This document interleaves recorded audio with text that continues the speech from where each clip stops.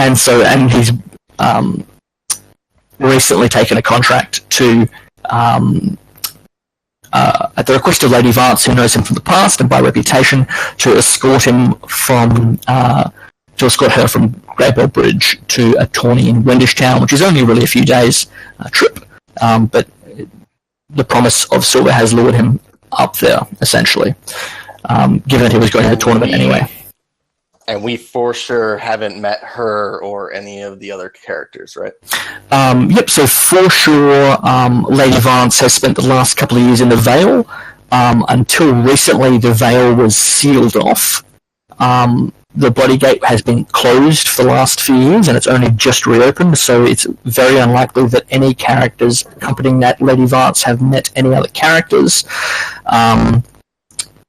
And similarly, the Maester isn't a constant companion with the Knight, and so it's unlikely those characters have met the Knight Squires, just because, as well, given those characters are of different social status. Doesn't mean, having said that, maybe something we'll discover is that it's likely that the sponsors know each other. Also, I was reading Michael's background, and it appears that we're both nephews of Sir Jason.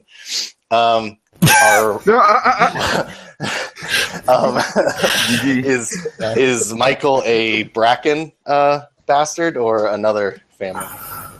What's the relation there? My family's from is a bannerman of Bracken. I think they've married into the house I come from is called Cavalier. So he's both our uncle, but we're not related to each other.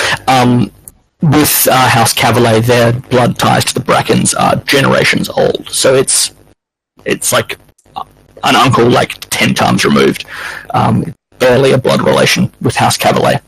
Plus he's a bastard. So yeah, so there is a blood tie, but as there are with many squires and their knights, there is a blood tie. But certainly in terms of rank, as well as even if the status isn't slightly different, it isn't different because I presume you're both at 2. Is that right? Yes. Then still informally, Roland has a rank on Michael, mainly because Michael's a bastard. But also because he's from a small house. Actually, your houses are roughly equal in rank, in fact. I've been doing this for 3 and some years. I'll show you the basics. First, we have breakfast. Oh, breakfast. So challenging. Alright, so as you guys are making your way north, the King's Road, and if I find a better map, I'll replace this one, but at the moment the King's Road is little more than a series of dirt tracks, having not really been built yet.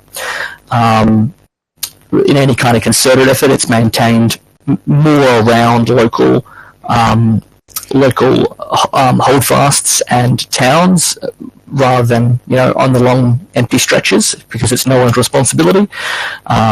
This is a land of many petty kings and sort of a lot of uninhabited, uncivilized lands.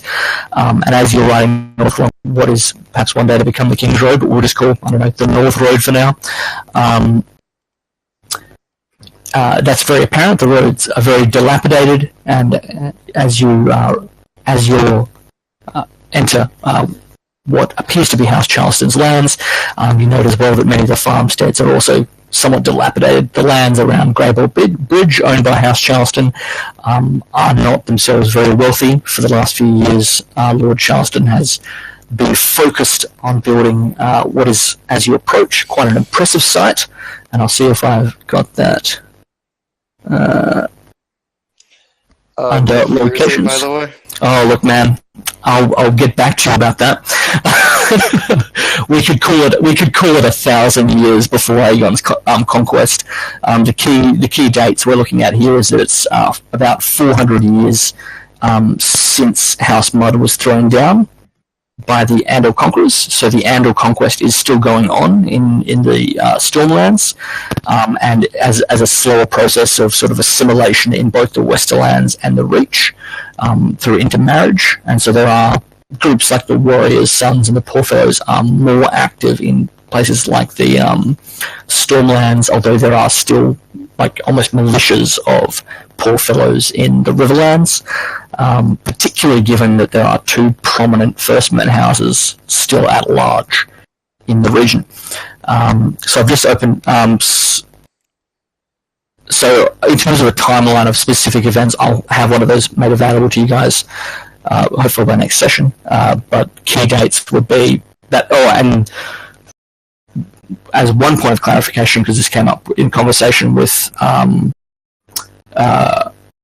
Jason Rika, was that so 400 years ago, the House Mother was thrown down. That led to a series of sort of petty kingdoms warring with each other, both Andal and First Men, which has never really resolved itself.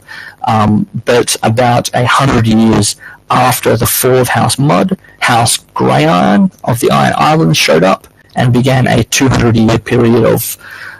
they never conquered the Riverlands, but they did subjugate a number of coastal regions, and they did that. They managed that on and off for 200 years, and then 100 years ago, the Ironborn were thrown out of the Riverlands, and are no longer considered a sort of... and because of the collapse of House Grey Iron, aren't considered a threat on the same scale anymore because they can't mobilise the same number of troops.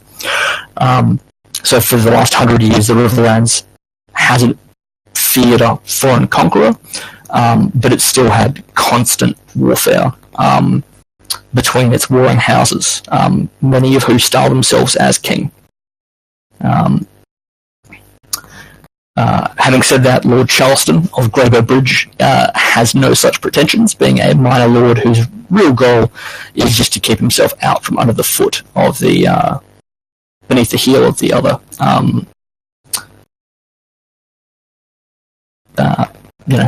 powerful lords. So just open up Greybow Bridge. Greybow Bridge is building a stone bridge anywhere across the Green Fork is quite a feat, and Lord Charleston has spent 9 years finishing his. Now, quick question: I've made the location available to you guys. Does that automatically pop up for you or not? Does that make sense? Yeah, it popped up. When you click show to players, any player that's in the game currently has it pop up for them. Thank you for that. So I'll have a few questions like that. I'm sorry if that drags the game a little bit. So yeah, the Greybow Bridge is recently finished, and for those who are familiar with the setting, that's a reasonably important thing.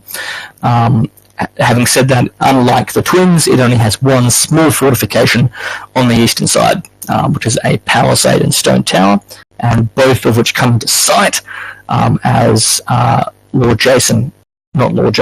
Jason and his squires approach. What do, friends? Outside the palisade, there appears to be a small inn.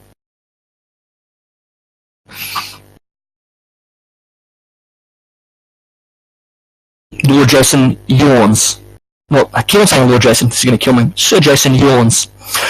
And looks back to you and says, I have to get my gruff voice. Seems we're just about there, lads. Would you like me to run ahead, sir, and make sure they get the bacon rolling? Indeed. Sterling, yes. Let me take your gear. That's how dutiful of you, Michael. Yes, we'll make for the inn, the Manticore's Tail. If the letter spoke true, he says, gesturing to a small inn, and there's a stable next to it. Yep. So I'll presume you guys approach, and as you do, let's see if we can find the right thing. All right, guys. Join me on a journey of discovery as we enter the Manticore's Tail. Da, da, da, da, da, da, da, da. Alright, sorry guys. Alright, so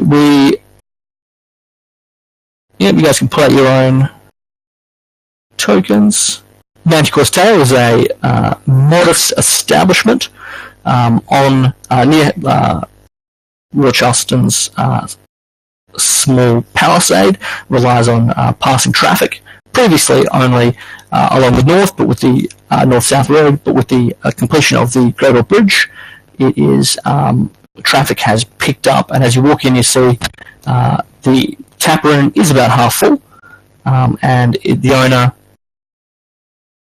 John Manticore, is doing a brisk trade. And so, as Jason thumps on the door, throwing the door open, and immediately throws up his hand to John Manticore with 3 fingers, ordering 3 drinks. And he turns to each of you and says, "And you lads can get yourself something as well." He glances around the room, clearly looking for someone. And as he does so, you guys can take a look as well. And let's see if I can.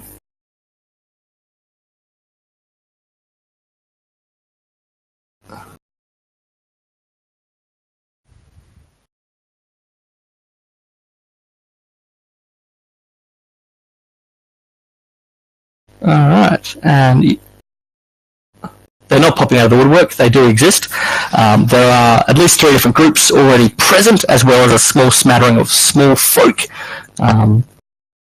as you enter. So Jason turns to you, Roland, given that Michael's slightly later to come in, having settled up Sir Jason's horses, and says, Roland, you'll need to find us a seat. Well, apparently we've arrived here before our the other parties. I'm sorry, you're kind of breaking up. What was that? You need to find a seat, man. It's the high school luncheon. Who are you going to sit with?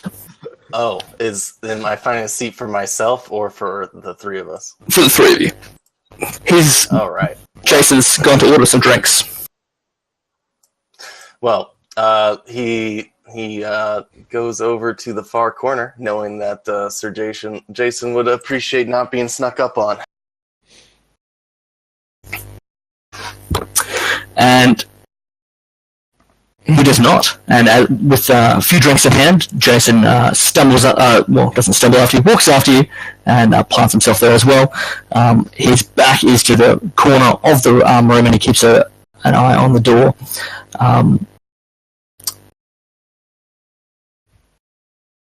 He, without much so much as a pause, he throws back the first of what may well be several drinks, and says, we're waiting for should be a highborn lady, and a couple of handmaids, and a maester. He's a sinister chap, so you know him by the look of him. Let me know when they arrive, in case and he gestures to the drink in front of him. Roland nods and says, I'm sure Michael will be able to sniff out any ladies. Good one. Michael takes it on the chin. I mean, I'm not. Am I there yet? Oh yeah, Michael enters the inn. Good call. What? I can hear you talking shit, Roland! Breaks through the wall. Alright. Cool, and as you guys are waiting, the first in, you guys can feel free to make either an awareness notice check or a streetwise check if you would like to find out some local information. If you're just doing it passively, just listening to what's going on around you, you can do it as an awareness check. If you're actively asking questions of those who come by, including either of the waitresses, you can, who are just the innkeeper's daughters, Lana and Lena, then you can do so. What I've just realised is I should make these character sheets now available to you. I'm still getting the hang of this. So let's do that.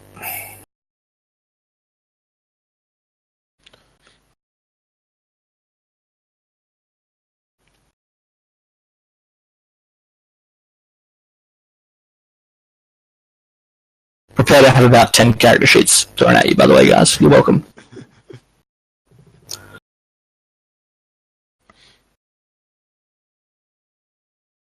Alright.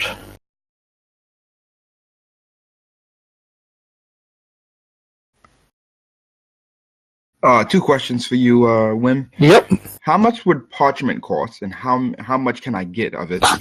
And lock boxes. Oh look, you want a solid lockbox? I will charge you 20 silver stags for it, and that's going to be a hard DC. Like that's going to be a challenging DC to get through. So I'm going to buy 2 of those. Okay. Is this Edgar Charleston separate from House Charlton? You know what? You've just mocked me, and yes, he is not. He is the same. I wasn't trying to mock you. No. It's clarify. He is in fact, and you see him surrounded by some of the yeomen, or essentially the free men of his father's lands, and young Edgar Charlton, as it should be, not Charleston, is eating any drinks, given that he's still a young lad, but he is sitting amongst some of his father's folk, essentially holding a modest court there himself. Given that his father has already shut up the palisade for the night, he does his best to welcome guests and travellers in his father's name, although he has yet to do so with you, perhaps giving you a chance to find your own feet. So we have a few more, and those others aren't there yet. Alright, cool. So what have we got for rolls? Oh, how much was the paper? I'm going to be honest, I haven't got a specific cost for paper. You want some fine... Hey, 1 silver tag for 10,000 sheets. Sold? Sold. And I'll let you know when you get into some war and ruin it. 10,000 sheets is a lot. We'll say, I'll let you have... Look, if it's fine vellum, we'll say a silver per sheet. Why not? That's a bargain. That sounds more accurate, yeah. Yeah, because it is quite... 1 silver per sheet? Yeah, it's expensive stuff. No, I want like cheap paper to just write on. Yeah, like there isn't mass-produced paper at this point. Like each sheet is relatively expensive. Silver? Yeah. Sorry, friend. Take me to dinner before you fucking... That's what I'm saying. Okay. One thing I'd say about that, though, is that you can actually scrape that clean and remove what's on it. Okay. So and that would be fairly common practice. So you wouldn't need a sheet for everything you want to write down, just the things you want to keep. All right, so we have some rolls. They aren't amazing, but you can pick up maybe a couple of rumors from that. Now I'm left with nothing. Thanks, paper. Yeah. Well, if you bought 10,000 sheets, then sure. No, I bought 80. My character's a writer. Yeah. Rika keeps a journal. All good.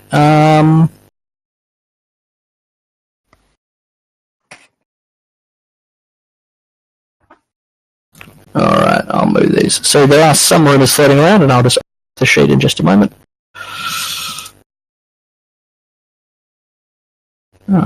Under rumors floating around, any of which can be followed up on, and I'll show that to you now. There are 4 rumors, and you can follow up on any of those as you like. But without further ado, we may throw open to our second group of arrivals. And Brett, perhaps this is a good time to be, you have probably actually spent a little bit of time recently in the Vale, given that you're travelling with Lady Vance, and that's where she has been. And she has recently, as the Vale has only recently been reopened, you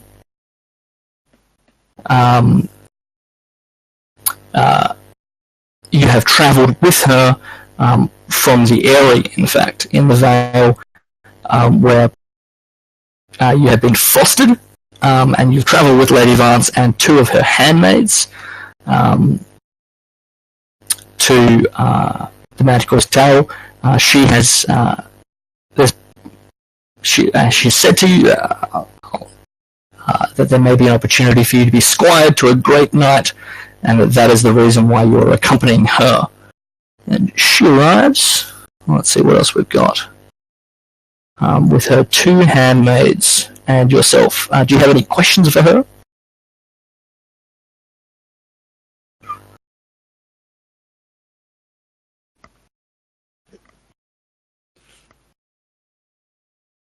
Brett?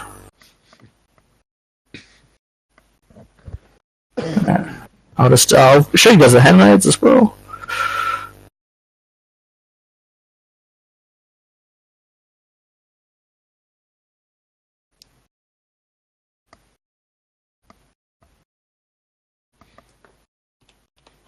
There we go.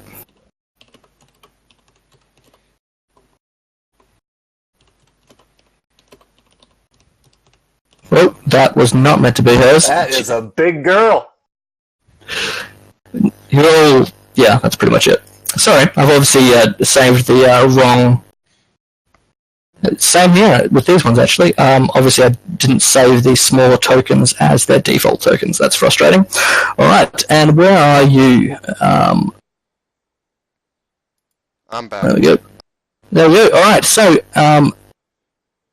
Christopher, you've arrived with your sponsor and her handmaids. Oh, far out. How do I not have the right one for you? Sorry, guys. I've clearly saved the wrong one as Christopher's token.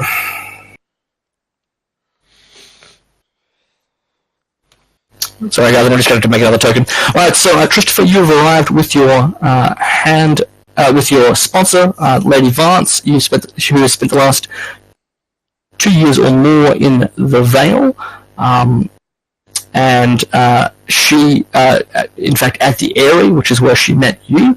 So you've, despite your Riverland origin, you have clearly spent some time in the Eyrie, and she has recently brought you to the Riverlands, partly with the promise of squiring you to a great knight.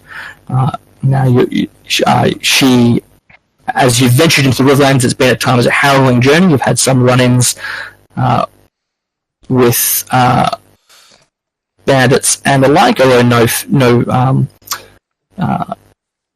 no, what's the word? Murdering has yet to take place. Only limited blood has been spilt. Christopher. Yeah, that'd be the way. As you guys walk in, what is the impression that other characters would get of Christopher? Well, first his backstory. Christopher, basically, he's the bastard son of one of the Christophers. Muds, he doesn't say which one. He never usually says, but he was extremely traumatized during one of basically he's a really, really distant. Basically, he was extremely traumatized when he was younger, and that slowed down his development and his training, his fighting, but he eventually got over it. What you get the impression of, you get an impression of a young man who's been through a lot, but is very strong and well put together. And one of the reasons Lady Vance keeps him around is technically he does have some claim to the Riverlands, but it's very distant since he's a bastard. Yeah, look, I'm going to go ahead and say that's a claim acknowledged by precisely no one, but that's all right, given that he's a bastard. And certainly in its male line, but also in terms of named characters, there is no House Mud, although through still remaining, alive. Though this is going to get a bit weird as I open up these other ones I prepared earlier. But over the years, some have claimed to be descended from them.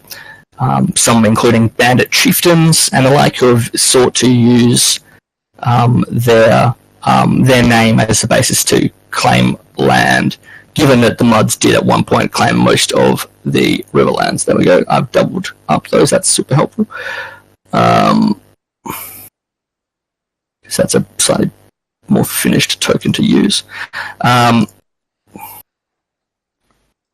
Great. So Lady Vance is something of an oddity amongst the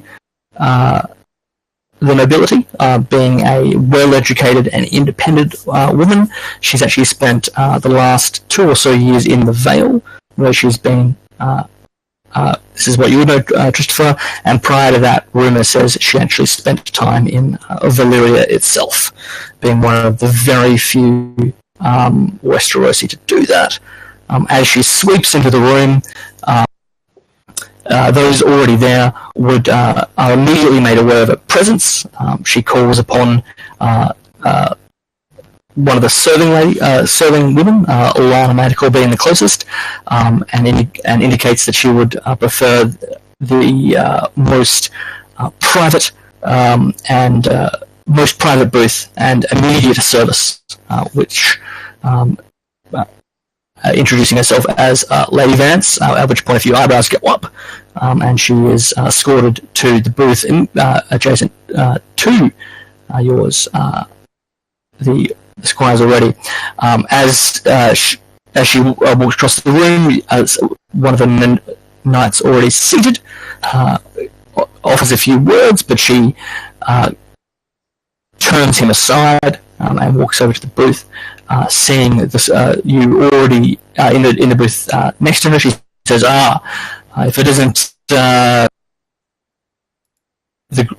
old grey dog himself," referring to Sir Jason Bracken.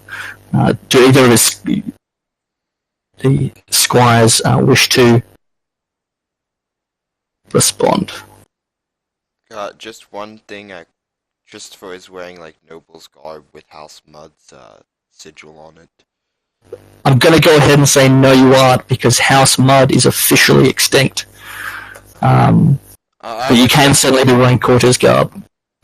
If you want to be wearing sort of brown and gold courtier's garb, that's appropriate.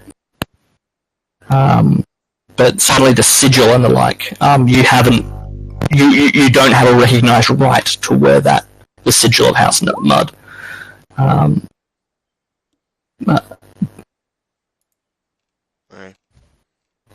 But you certainly can wear their colours, being brown and gold. Alright, so Lady Vance has walked in, she's assumed service, and she has perhaps incidentally insulted your liege, Sir Bracken. Squires, how do you respond? I believe I already left the table. Michael gets off the table, drops one knee and goes, "My ladies, it's a most humble honor to meet you. If any of you need assistance, please do not fear to come to me." Christopher laughs. So that's like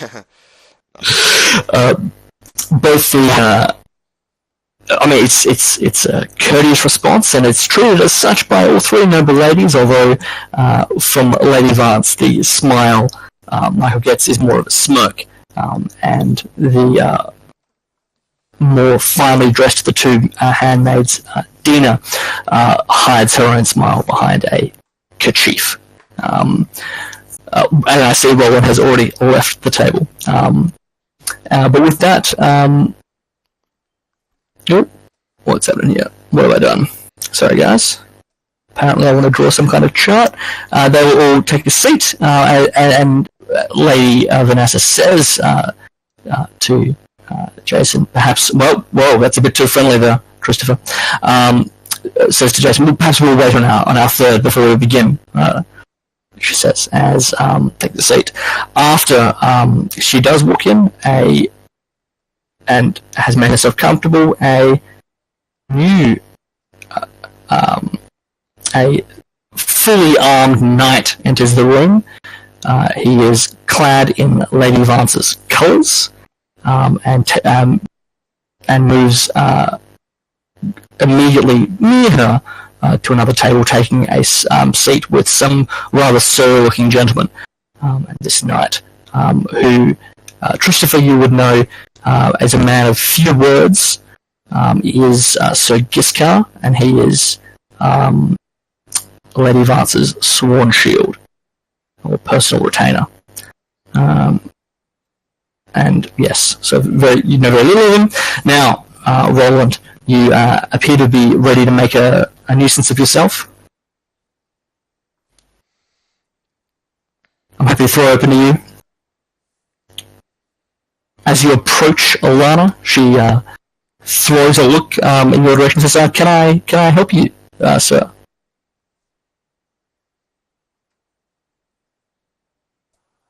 I believe I already added my my pickup line. Oh, I'm sorry. Did I miss it?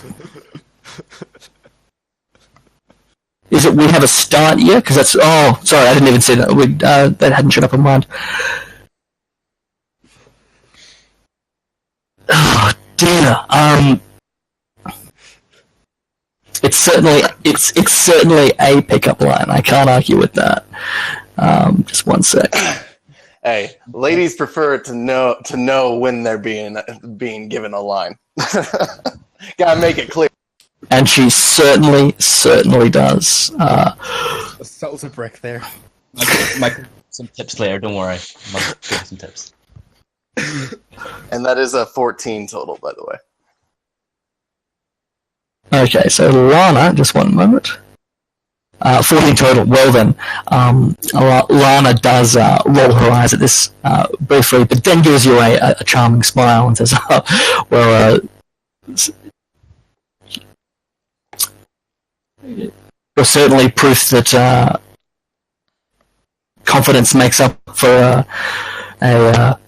well, all, confidence covers a multitude of sins, she says. Can I help you, sir? Perhaps a drink? We have a fine selection of ales or food.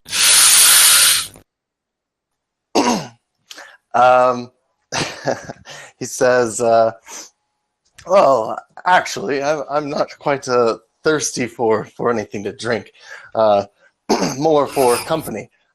Perhaps you'd like to take a walk after things quiet down. Oh, she gives you a look over and says, "Oh, that might be nice." So I didn't catch your name. He says, "My apologies. I am Roland Baratheon." She throws a glance towards her father, who was busily serving a few of Charlton's. There are, of course, other NPCs floating around, including some of the. We'll move this over for the sake of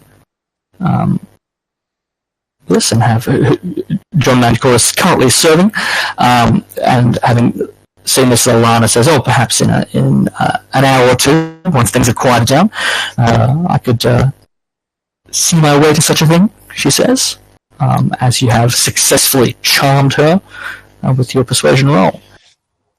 He kind of glances back and sees that there's newcomers with Sir Jason and says, "Excellent, my lady.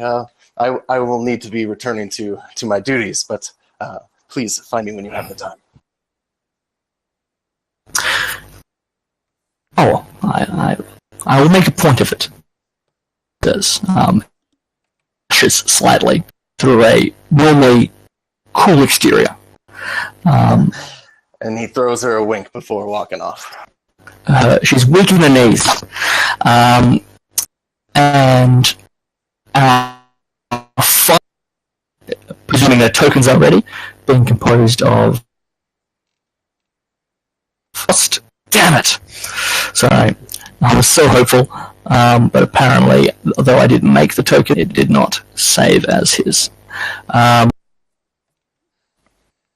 Yep, the third group composed of the Maester Farntenskin and his two servants / apprentices.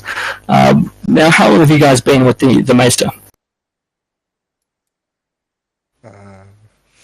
All my life. All your life. Yep, you've been, as a child, you were as dog's body. As you've grown up, as you've grown, you've started to learn a few things, though you're not truly as his long as student. Rika can remember, I guess what I would say. So like for my backstory, that what I wrote up is like, he was born into poverty, like fighting and working for every meal. Like he lived off the street for a little while until he met, the Maester, who basically took him in and tried to basically convince Rika to, learn more about the world. And, in exchange of like studying and working for this Maester, he gave him like room and board. So like Rika's will forever be in his debt. He'll never forget that like this Maester went out of his way to help him. Yep.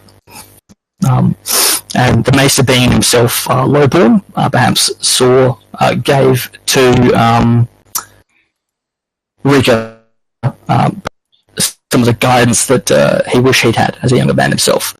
And I'm just double checking because we'll pull out. Hopefully, fingers crossed, I've got working character tokens for you both. Yep, there we go. There is. And let's see.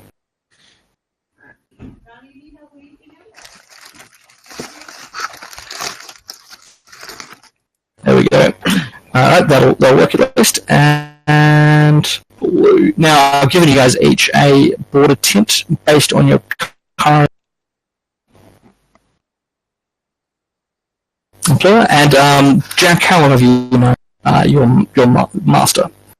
About 4 or 5 years now.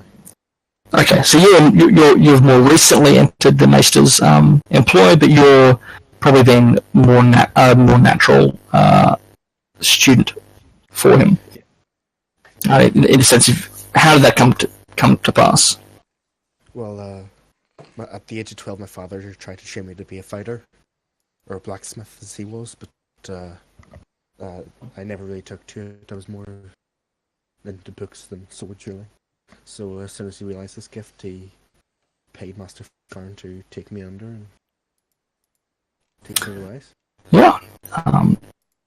And the Maester has done that for the last. Now you said how long have you been in his employ? About 5 years. Yeah. So still some time. So you've both been working with the Maester for some time. So you've also had a chance to work together. So perhaps now would be a good chance to just briefly establish your pre-existing relationship. Okay. Well, Yeah. I'd be behind. I'd be like following them behind, just sort of in a book, just following them blindly, not really looking up. Yep, Rika.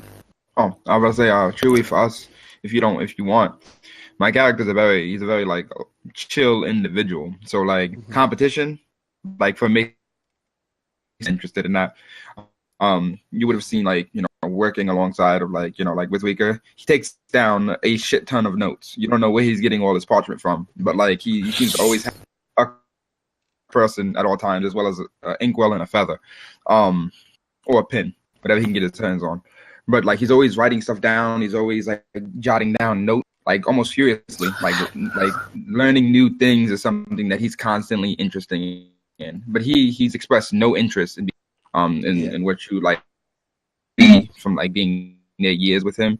Doesn't matter how many times the Maester said like you would make a good Maester, and try to kind of push that envelope.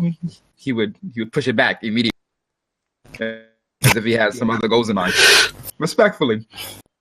Jack would be very similar. He hates being a Maester. He's open about it. He hates it. He just doesn't like people in general. Like he's not a very sympathetic guy. Okay. Yep. So both reluctant Maesters, and but Jack's more withdrawn, whereas Rika's a bit more of an extrovert, a bit more social. Yeah. Well, weirdly enough, Jack's the opposite. You never see him write anything down ever. stuff.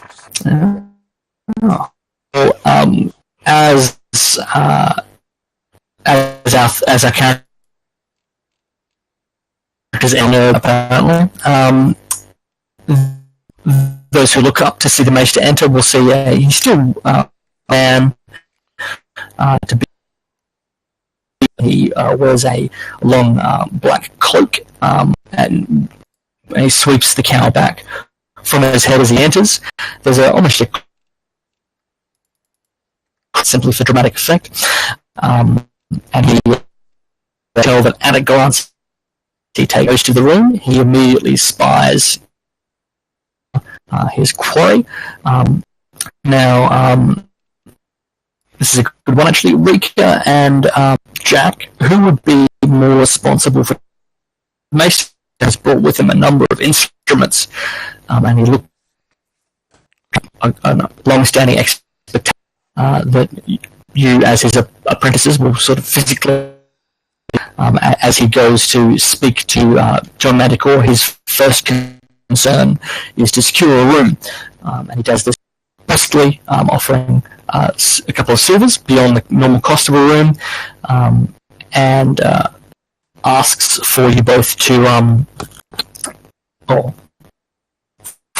essentially says, deal with my things. He says somewhat briskly. Yep.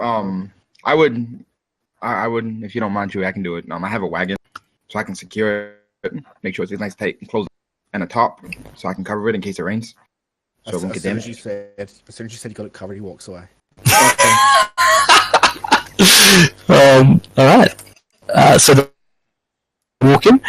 He will walk over to the now rather full tables, where he sees Sir Jason and Lady Vance. He really looks through the rest of you, and as you look at it, and you take a glance at him, will see that despite being a young man, he's got a very cold and hard stare. He greets the two nobles somewhat brusquely, but not unfriendly.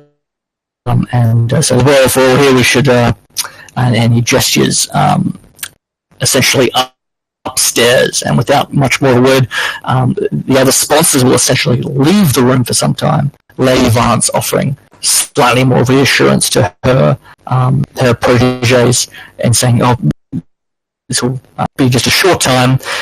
Make sure you stay out of trouble," as the three of them essentially go upstairs, perhaps to conspire. But perhaps for the first time in weeks, if not months, this leaves many of the various characters really without the supervision of their mentors. And the question is, what do they do? Okay, so first, to say, my character walks into the room. He seems very young and very tall for his age, and still more growing to do. He stands at 6'2", only 16. So I don't know the range for height in medieval world, but I would assume that would be tall for somebody his age.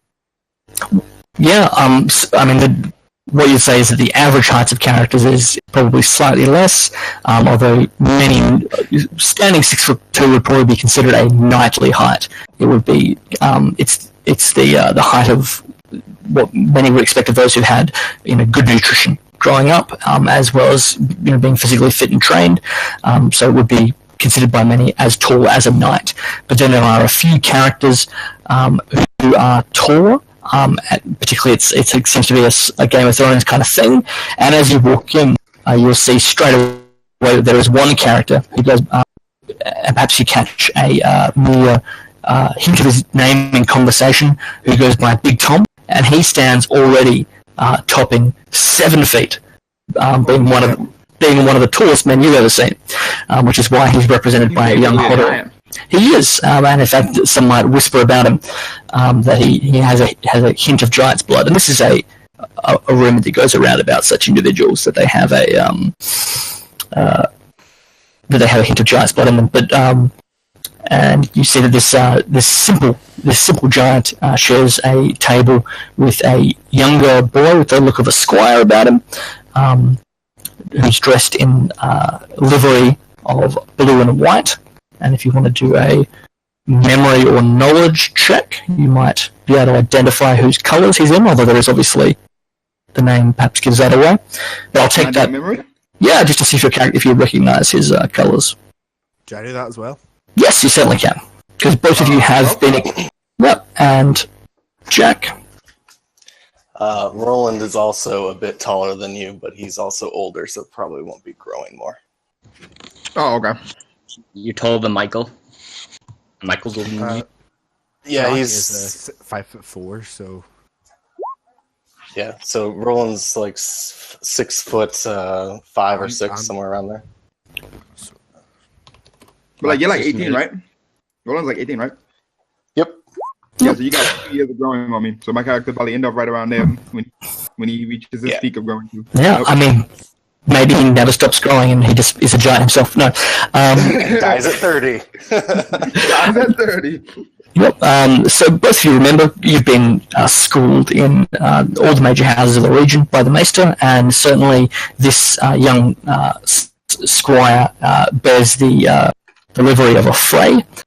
It's well-made courtly garb, and you see the knight he's with has the brown and gold. You presume he is of the Frey's vassal house, House Hay. And this small group in the middle of the room are all enjoying a hearty meal and a few drinks as well. And beyond them, you see, with that role as well, you'd recognise House Charleston's livery, or Charlton, I should say. And there's a small gathering of folk around him. And the final group at the back appears to be a small group of you might say men made of somewhat sturdier stuff, who, with an iron-born look to their features, seated across the table from what appears to be a fully armoured knight, who in fact has probably moved to depart up the stairs following the 3 patrons. So, I mean, your sponsor has left you, Rika and Jack. What do you want to do? I'm gonna go to the barkeep. Yep. Greetings. How can I help you, sir? I said, let me get 2 drinks, one for me and my buddy here. Yes, that'll be. What are you drinking? Beer, mead, wine. Our selection of wine is unfortunately not as broad as it was earlier in the season, but. Some light tavern ale is fine.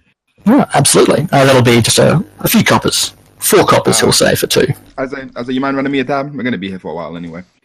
Yeah, he gives you a look over. You can with the Maester. Yep. Then by all means, I'll run you at your master a tab. I nod. Yep. Tell me, this is going to be an interesting one because I'm not sure if you're going to have the answer. But whereabouts are you travelling from? And you have in fact travelled south from the lands of House Viprin. I said, we traveled from south, but I don't mention the house. Okay, yep. Bit of information. House Viprin are a neighbour of House Frey, so you've probably travelled a similar road to the guys in yellow. All right. So you can similarly, as you take your drinks, you can listen for rumours if you like, or ask around, whichever you prefer. If you ask around, it's a streetwise check. If you're just listening, it's an awareness. I'm actually going to walk over to the group of individuals that's kind of like grouped up over here. It seems like they're having a good time. I'm going to get like a picture. I'm going to walk over. Oh, good one. All right.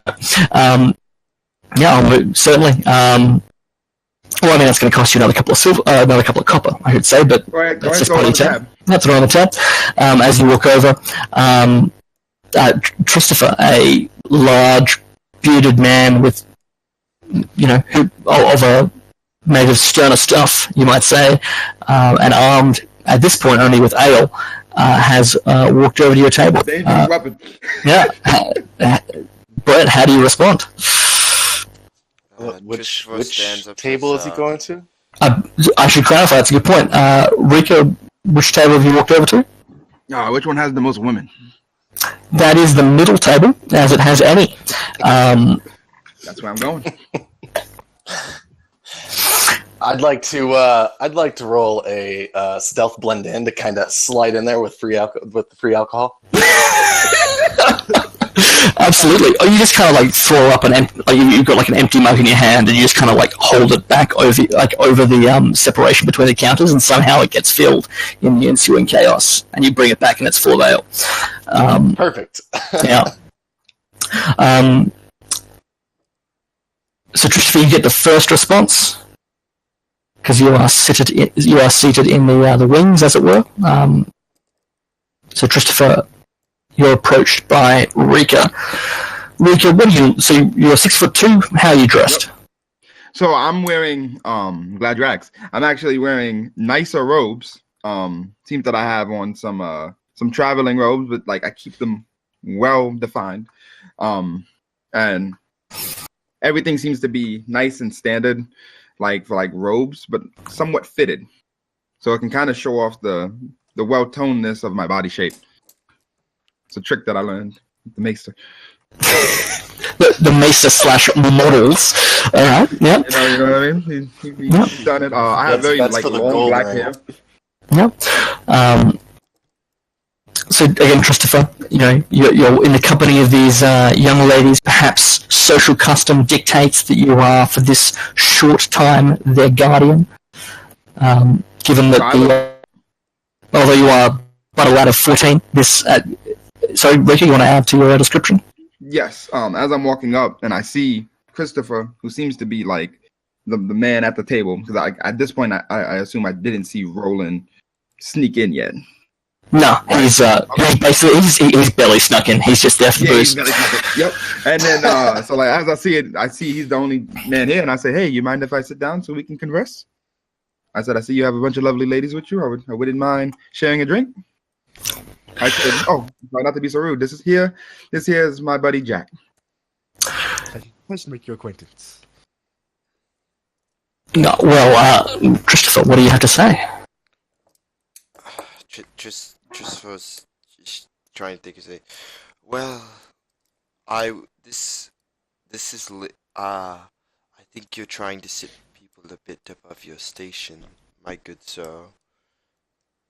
Not. Sorry, I didn't quite catch it. You say sit above your station? Is that what you said? This. Oh. Not that I would mind as a bastard, but I think my lady would mind if would not prefer to sit with peasants.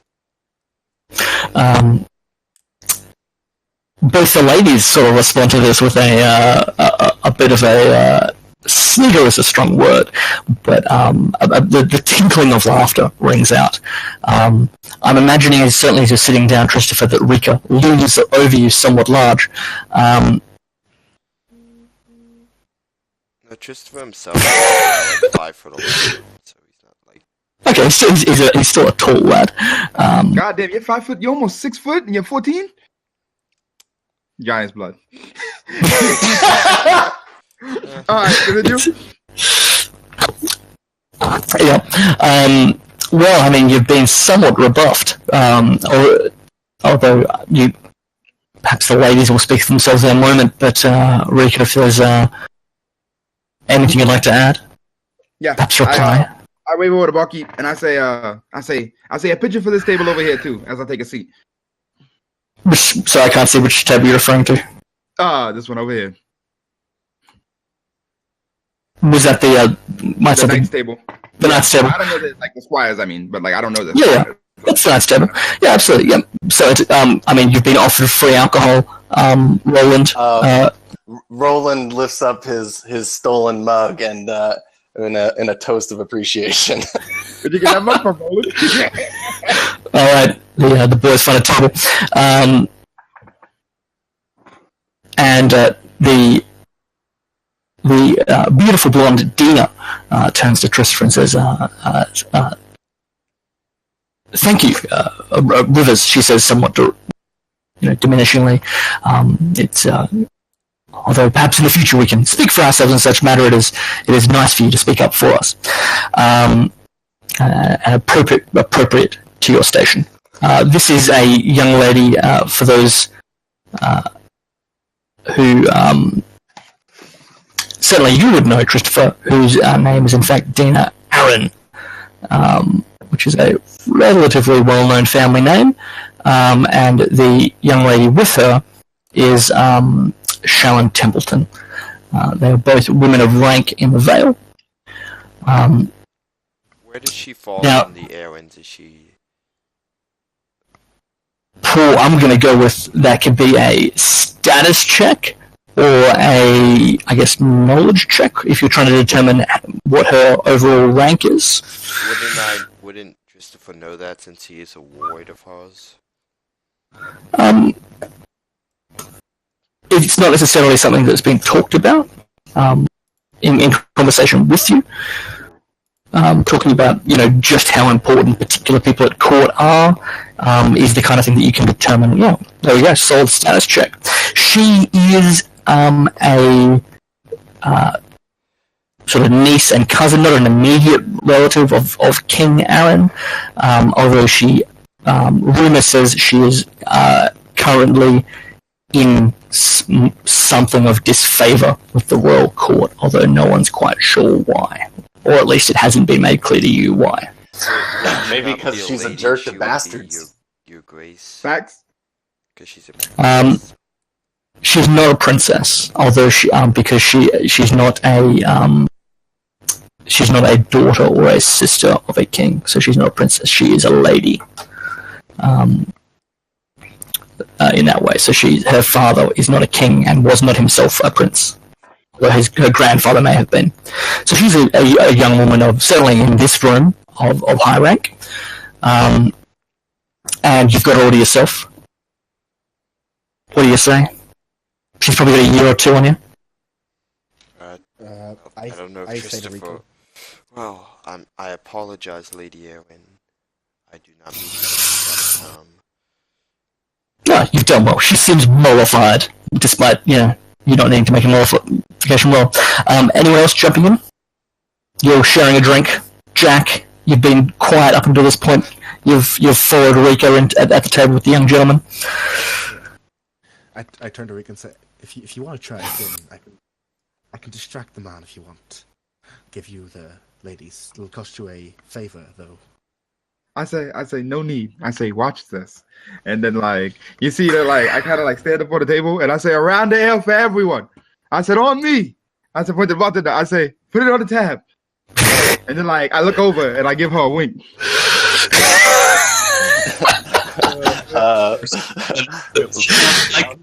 Ready. While he's on the table, I pour a little bit of my drink, behind his shoes to try and trip him up. Ooh. Sorry, you pour... If he steps back, he's gonna slip on it. He's seated at a table. Where are you pouring this ale? My ale I have in my hand. I'm gonna pour a little bit behind his shoes, so if he takes a step back, it's slippery.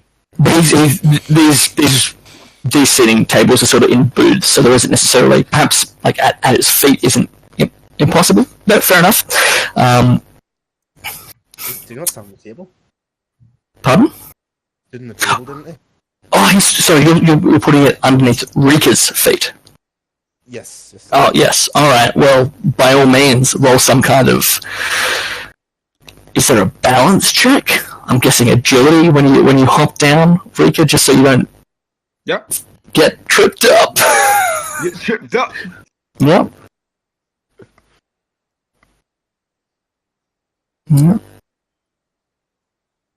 A 10. You are fine. It wasn't a particularly difficult check. You do notice that the floor under you isn't wet. All right. After perhaps sharing a few drink for a few moments, if no one else has anything immediate, we'll have Edgar, a young man. Really, certainly he's younger than all of you, I believe. The young Edgar Charlton is. Wait a second. I think Sean said something. Oh, sorry, Sean. I was hoping to go next. So meanwhile, Michael peers over the table to Roland and goes, "So, did the bird catch the prey?" Taking a glance over to Lana. He says, the hunt has not been completed, but the game is afoot. Are you dead?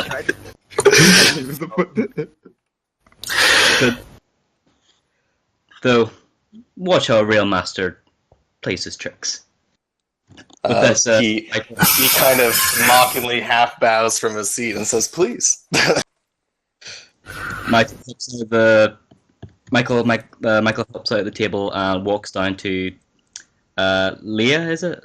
Leader, yep. Yep. Alright. Before he says anything, I go over to what's his name? Who's the other guy? Roland. I go to Roland's like 2 silver. He gets slapped.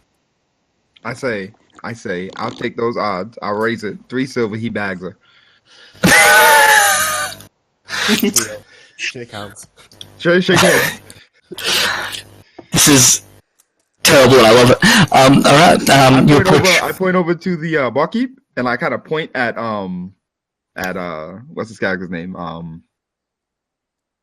Michael. Yeah, Yep. and I kind of gesture for him to bring like a picture in that area. To those, Like behalf of you, I'm wingmanning, so like I'm like, go ahead, bring a picture over here. Dude, that's the barkeep's daughter. yeah, that's the barkeep's daughter, man. I feel like if anything, this is going to get you. Alright. Too late. I already invested. Okay. Okay, I can't take it back now. I didn't know that. We'll bring that up. So as you approach Lena, she is slightly younger than her sister. She has a more cheerful look about her. She hums as she serves drinks to some of Charlton's yeomen as well as the table of Freys. And she says, "Sarah, did I see you come in with the knight earlier?" You did, but I have to tell you, for all my time traveling on the roads, you are the most beautiful woman I've ever laid eyes on. You have truly captured my eye. The green one. With a... I'm gonna roll seduce. Seduce straight off the bat. Oh. Okay. Alright. So, alright, you gonna roll seduce? Come on. Oh, 2 silver coming my way. What's just happened? Godly rolls. Did you drop persuasion? That's alright. I thought you dropped it, that's alright.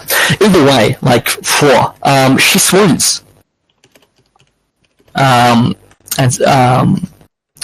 says, truly, sir. She fans herself for a moment. You've left her nowhere to go with this. The master puts his money on the table with you, British master.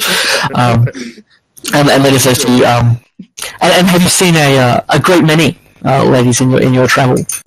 Sir, she leadingly says, sir, or Sir. what should I call you? I'm Michael, but please, I am no sir.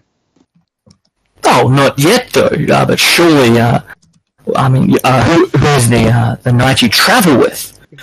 He seems he's so finely dressed in silver splint. He must be a man of some renown. And you're in his company. What is his name? That is Sir Jason Bracken, though he is my uncle. You're the nephew of the Silver Stallion, she said. Her eyes go starry for a moment. Please, I don't like bragging about it. It's just one of those. So humble, she says. Please, can I get? She remembers herself after a moment, and says, "Can I get you a drink or something? Some food for your master, perhaps." You can do me a great favor and come for a walk with me. A walk. She puts a hand up to her mouth as though scandalized, though in her eyes you can see she's not. Indeed, perhaps I might, although I can't leave my father or sister alone with so many guests. Perhaps later, she says. And at that, you see the rather brash-looking knight in the middle of the room, who wears the colours of House Hay, gestures over to her and shouts, "You're in time, young lady."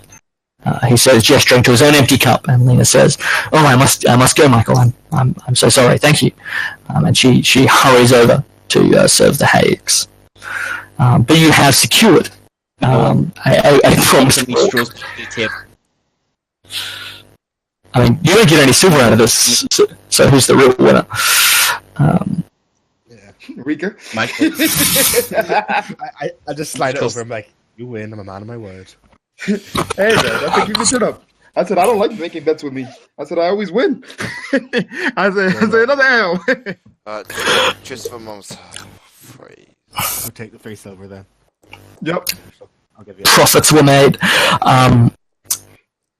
In a moment of still and quiet, the young Edgar Charlton walks over. He's 13 years old, so he's barely into his childhood, adolescence, being something of a modern construct. Yes, Roland? Roland mutters to the group as Edgar approaches. Another young one come to learn something.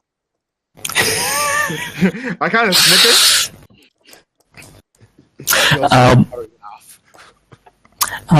Edgar approaches and says, "Greetings, travellers. My name is Edgar. My father is Lord Charlton of these lands. I see that you are richly appointed, as many of you are. You are notable guests indeed. Please, who do I have the honour of welcoming into my father's lands?" He says, somewhat warmly, to you all.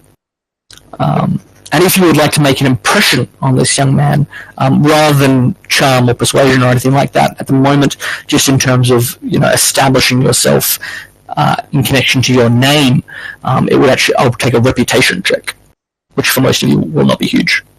But by all means, introduce yourself. Yep. Yeah, I stand up and I give him a light bow, because obviously he's somebody of nobility and not a bastard. So I give him a bow and I say, "Well, Lord, my name is Rika. I'm an apprentice of the Maester that's currently here. I just like to drink, have fun, take notes, learn stuff, normal stuff. If you like to drink, have fun, and do normal stuff," I said, "feel free to find me anytime. I'm here 24/7, 7 days a week." Edgar's eyebrows shoot up halfway through the explanation. By all means, make a reputation check, if you like.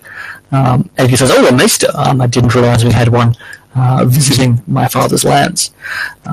What is may I ask your master's business? Although perhaps I'll speak to him." Could I substitute tournaments for reputation? Yes. Is this a status check? Yeah, reputation and tournaments are both kinds of status checks. Okay. And I'm not expecting anyone to knock this out of the park. Like that? Knocks it out of the park. Oh. Well met, Ricky. Perhaps more impressed by the friendly manner of Rika's words than the strict content. Edgar sort of raises his eyebrows and nods and says, "Yes, welcome to House Charlton's lands, Rika." And he gestures to the others. Sort of nudge him with my elbow a bit.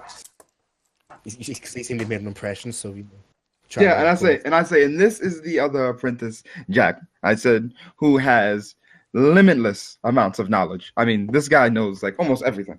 It's crazy.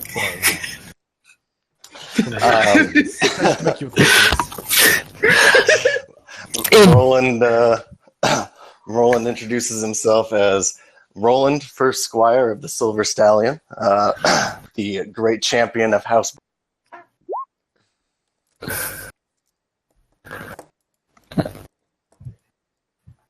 Oh look, you don't fail it.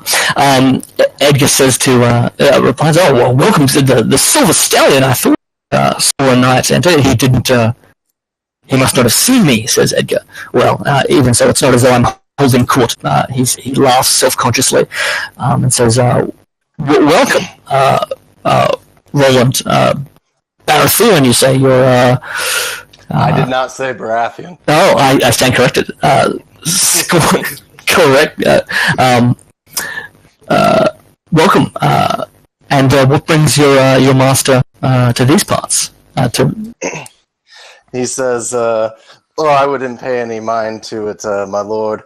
My liege is quite. He's seen many summers, and perhaps is not familiar with the young spring chickens such as yourself.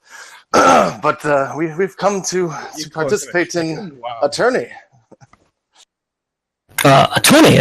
He thinks for a moment before replying. You must be referring to the Vance tourney down by Wendish Town. We just received word of it ourselves. Indeed. Well, I'm glad to hear that you're making use of my father's bridge. He laughs, said, though I hope you've brought a piece of silver for the crossing. Piece of silver across a bridge. Indeed, says Edgar. My father has spent 9 long years building the span. It's some 200 yards of solid stone. It's a modern wonder, and he must soon recoup the expenditure that he is if we are to improve our house's fortunes. So can I make a commerce check? Roland says with a laugh, a silver. Perhaps we'll have to find some smuggler around here, my lord. Edgar narrows his eyes for a minute, and you just see him glance over at the nearby salt, we refer to as sea dogs, and he says, but then he laughs and says, "I'm best of luck in that regard." And he glances now toward you, Christopher, and says, "And young sir, you have the look of the veil about you by your garb. It's been some time since we've had travellers from that distant land." Well, yeah. Christopher says, "I am Christopher Rivers, and this is Lady." He's about to say, I'd like to introduce yourself. I am a ward of Lady Erin here.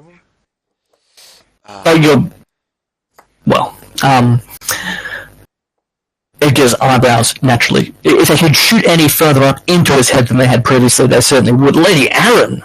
That seems most irregular, to quote a previous message on this post. My lady, I had no idea that we had such a notable guest in our midst.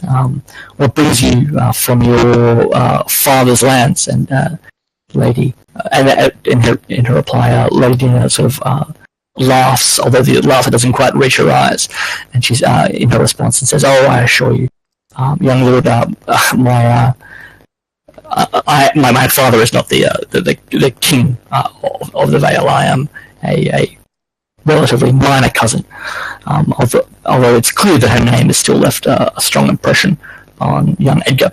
And Lady Dina finishes the introduction and says, "And this is my companion, Lady Templeton." Although, for those in the know with the high status, technically, the title of lady isn't a required title, given that Lady Templeton's father is simply a landed knight. And Edgar sort of takes a step back for a moment and sort of takes in the various assemblage around him, and says, "Oh, it's quite a it's certainly a full night here for old John Madcore. It's a rare night indeed that we have so many distinguished guests amongst us." And with that, he please, if there's anything I can do, make your stay in my father's lands. Oh, you didn't let me finish. Oh, I am Christopher he's like, he forgets himself for a bit. He's like, Christopher, son of one of the Muds. Maybe it was a long time ago, and some random, noble lady that chanced to pass upon my father one day. I'm not indeed. I'm gonna take a status check on that. And you have 3, don't you? Yeah. Because you're sort of presumably a more established ward. So that's fine. You can roll a status check for that if you haven't.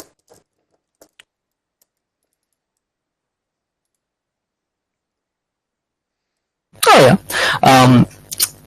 Indeed, says Edgar. It was my understanding that the mud line was all but extinguished, but well, I guess given that you introduced yourself as a Rivers, I guess that it's perhaps it has. He says somewhat awkwardly. I am sure you, I am 100% of the mud line. Now, if only I could find a king to legitimize me. Indeed, well, we have no shortage of kings. I start laughing obnoxiously, as loud as I can. I'm like, "What a good joke, my man!" Roland does the same, and adds as he's laughing. In fact, I think you're his king, all of our king. Oh my god! I just gotta lean back. Alright. Christopher gets some mocking done at him, apparently. Christopher plays. Oh yes, I guess I am. I'm Christopher Mudd, king of the rivers and hills. Alright, you're immediately... dragons!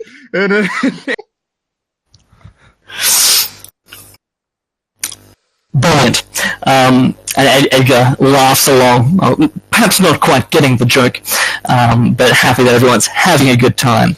And then says, once again, if you're any matter of concern, please, my father's a bit of frankly, a bit of a shut-in these days, but if I can beg any assistance, please let me know.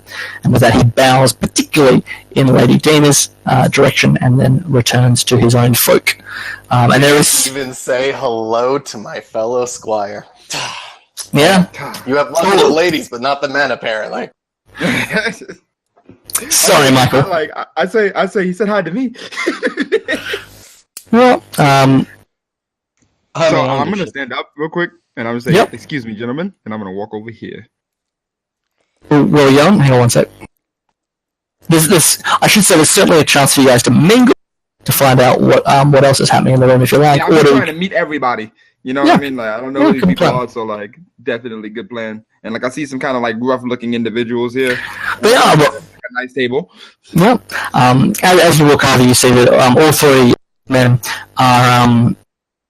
They seem to be playing a game that involves throwing a knife into the ceiling, and then waiting, and then seeing if it sticks, and if it doesn't, trying to catch it. You see one of them already has a rather messy-looking bandage over his forearm where he hasn't been quite quick enough to do so. They clearly had a few things to drink. And as you approach, the largest of them, with a shock of red hair, looks up and says, "That will be ye, laddie," he says in sort of a faux Irish pirate accent. The best kind. So I say, how are you gentlemen doing? And like, I bring over I make sure to bring over like an extra picture to the table, like I casually do. And as I say, you mind if I take a seat? I said, this game is interesting. I say 2 silver sacks, say I win the next round.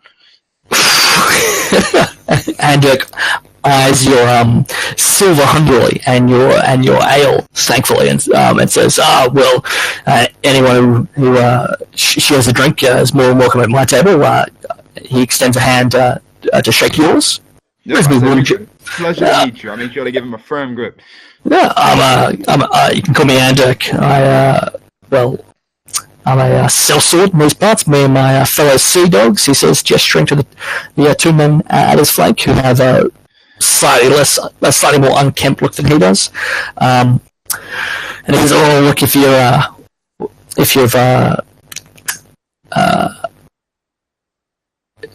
well, takes a bit of stomach for this one.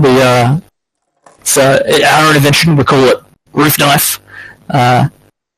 He says, as inventive name, and he explains the rules to you. Essentially, you throw it up into the ceiling, and you, if it, basically it's elimination rounds, and if you throw it into the ceiling and it stays there for 5 seconds or more, you pass to the next round. And if it doesn't, you need to catch it, and if you catch it, you stay in the round. Otherwise, you get knocked out. Yep. And I make sure while I'm playing, this game isn't to win. I am prepared to lose 2 silver stags, but the goal, right? Impress them enough to find out if they have a ship, right? Because they look like sea dogs, right? And to see if they are willing to be hired. It's always good to have sellswords in the pocket. So yeah, absolutely. I mean, we'll do the. You can do the rolls first if you like. It's just a chance as well just to do some sort of practice rolls if you like. Agility? So what we'll do is we'll start off, the first roll, which probably matters the least, is actually marksmanship. And this is just, can you get it to stick in the roof, in the ceiling? Okay, so marksmanship, you said. Yep, and really, it's not a difficult check to just hit the roof basically. But I failed. So you throw the knife up into the ceiling. The hilt of the dagger hits the ceiling and it plummets directly towards you. You can either try and catch it or you can let it drop. I'm gonna try to catch it. All right, that's a quickness check, which is an agility check. Oh, yep, you catch it as it falls. But I catch it. Yeah, good one. And I'll just pull up. Sorry, 1 sec. Why aren't these in? So the way I describe it, the pummel hits the top and it comes flying down, and I kind of go for a dive to catch it. And whistles in appreciation and says, "Oh well, I can't fault your dedication to it." He says to the task, and he goes up to throw it himself, and he'll start with his marksmanship. Yeah, and his sticks in the roof. He throws it, it hits the roof, it sticks there for 4 of the 5 seconds, but doesn't quite last in there long enough, at which point it comes down and he also tries to catch it, and he also succeeds in catching it. One of the sea dogs will also take part, because he's like, "Oh, well, look, if the oh, hang on. That's interesting. It's not opening. I haven't had that problem before. I'm clicking on the character token, but it's pulling up just like a thin bar with the character name on it, but not actually pulling up the sheet. Anyone familiar with the problem? Alright. Oh, no, wrong character. Yeah, it doesn't like that. It's not opening the pseudo tab. Oh, we'll leave that for now. Alright, you both make it through.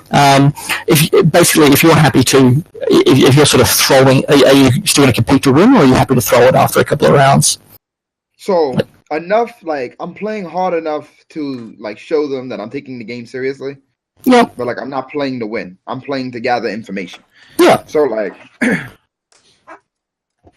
Yeah, so you're happy to forfeit so you stay in for another round or two and eventually allow yourself to be eliminated by Andek, who's just slightly more proficient at it's a game that he and his mates have invented, so naturally he's pretty skilled at it.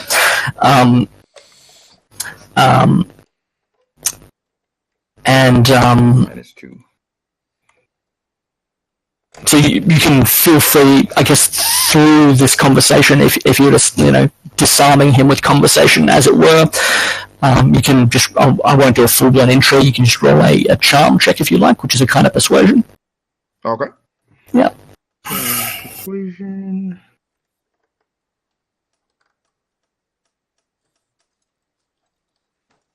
So a 9. Yep. And you said you took attractive? Yes. So You I can can re- reroll that. Yeah. Just the one. Yep, so that goes up to 13. Yep. So he warms to you a bit, the fact that you're taking part in, his game a bit, on his terms, and buying him alcohol certainly doesn't help. He admits, and says, "Oh, look, we've it's not a true craft, but we've got a small, we might call it a bit of a kill boat." He gestures vaguely downstream. A few of the other lads, he says. Fact of the matter is, we're between contracts, which isn't a great thing to have in this day. My father's probably turning in his grave as I speak about taking contracts. They didn't wait on another man's time to take their silver. They took it themselves. We mere mortal men of this day and age must make ends meet. So I take the merchant silver, I take the knight silver, and I do a bit of work. But we're currently between contracts, and that's not a great thing to be, given with as those bloody northerners are always saying, winter is coming. That's true. Yeah. I say, well, if you are looking for work, I am looking for sellswords. And I say, sellswords, you say? Yeah, and I think your parents would be proud of you working hard to make sure you solidify your spot in the world. Yeah. I mean, look, it's a dangerous thing to say what another man's parents would be proud of, but you've rolled well on your charm, so he nods appreciably, particularly with a drink in his hand. Look, indeed, men must be at the times and all that, but what did you have in mind? Well, I say not today. I say not today. I say we'll speak a little bit more in private when we have some more time on our hands. But I will be around for a while. I say I assume there's a way for me to reach you via Raven. And laughs a little bit at you. Me and the lads will be around these parts for a day or two. Then we've heard there's might be some other work going on in Wendish Town. So if we don't hear from you in that time, that's where we'll be. We don't have a keeper of our own or ravens or the like. So, I mean, if you don't have something to offer us tonight, you might find us down the road to Wendish Town. I say, of course, and I pick up the pitcher and I pour a little bit more ale in my glass, and I say, "You guys have a nice day," and I kind of pat the table, and then I walk away. Yeah, you have successfully improved his disposition towards you. They will kill you last. Yeah, they will kill you last when they ambush you in the next scene. No. All right. Here's me catching up on what you guys are having a chat about. All good. I'm happy to throw over to someone else if they want to have a go. We've got really just one group left. Yeah, can I do a decipher, a logic check of what the meeting's about? I was trying to put some things together from the information you've got. I'll take some kind of decipher is actually intended for that kind of thing. One thing I'd say is you don't have a lot of specific data points to draw.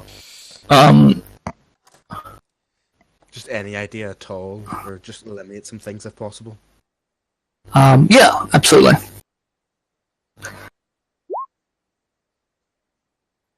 Yep. Okay. So I'll just private message you the entire plot. No.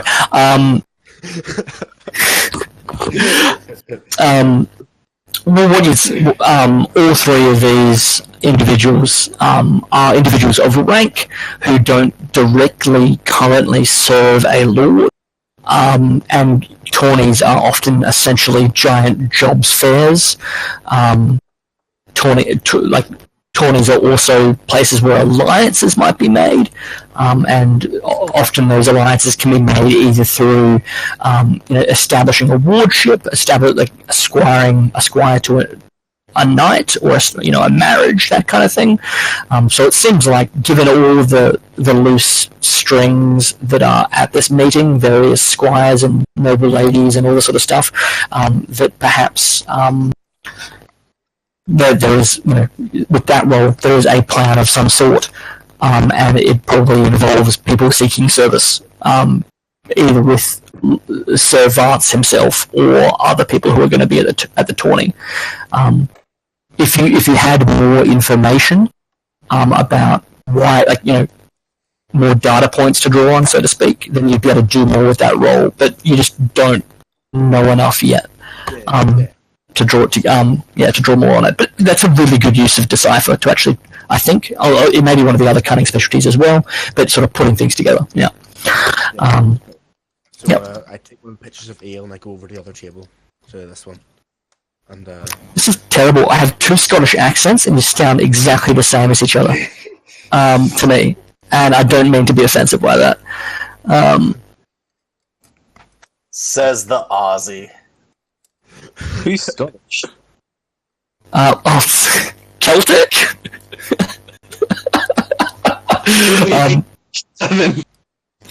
Someone, hopefully. Someone is. Okay, so just to clarify, was that Chewie or Sean? Jason or Sean? Going over to speak to the last group. I believe it's whoever's playing Randall. Jack Randall. Wait, what's this? We don't have a Randall. I'm so confused. Hang on. Jack Randall? Jack. Alright. So our introverted maester is going to go meet some people. Good plan. Where are you going? I'm going over just to the table there with the noble ladies and Chester. You've already put yourself down. Alright, yep, you approach Chester. Yep. I want to apologise to my friend earlier. He's not the most elegant when it comes to these situations. The name's Jack Randall. King Christopher Mudd. Yes! Like this guy. I feel like at this point we should establish that this 14-year-old has like 2 to 3 empty mugs in front of him, but carry on. You should hold out your hand for him to kiss your ring. King Christopher Mudd, King of Rivers and Hills, Lord of Old Stones. Slayer of Dragons. I grab one of the empty mugs and start filling it with ale and just pass it over to him. Yep. Just try to get him as drunk as possible. Beautiful. Alright, Christopher, you've been offered another drink. Someone has saluted your title. Probably the first time in years that anyone's entertained the notion that you could be anything but a bastard. Your head is light. People don't realize that this whole time there's been like kind of an eagle just sitting on his shoulder. Is it an eagle? Look, no. What? I feel like an actual full-blown eagle is probably going to be like in the stable at this point, surely. Tris was like, oh. Where did Arthur go? There's an eagle somewhere? His name is Arthur? Roland stands up and kind of drunkenly says, "A quest!" Beautiful. Somebody said a quest? No, it's my pet. He's my friend. He's an eagle. His name is Arthur.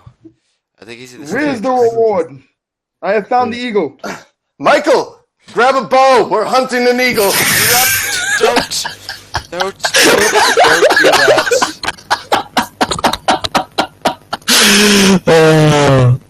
Shit away! 2 silver stags as a reward. For the eagle. I shout out, it's not the one I found outside.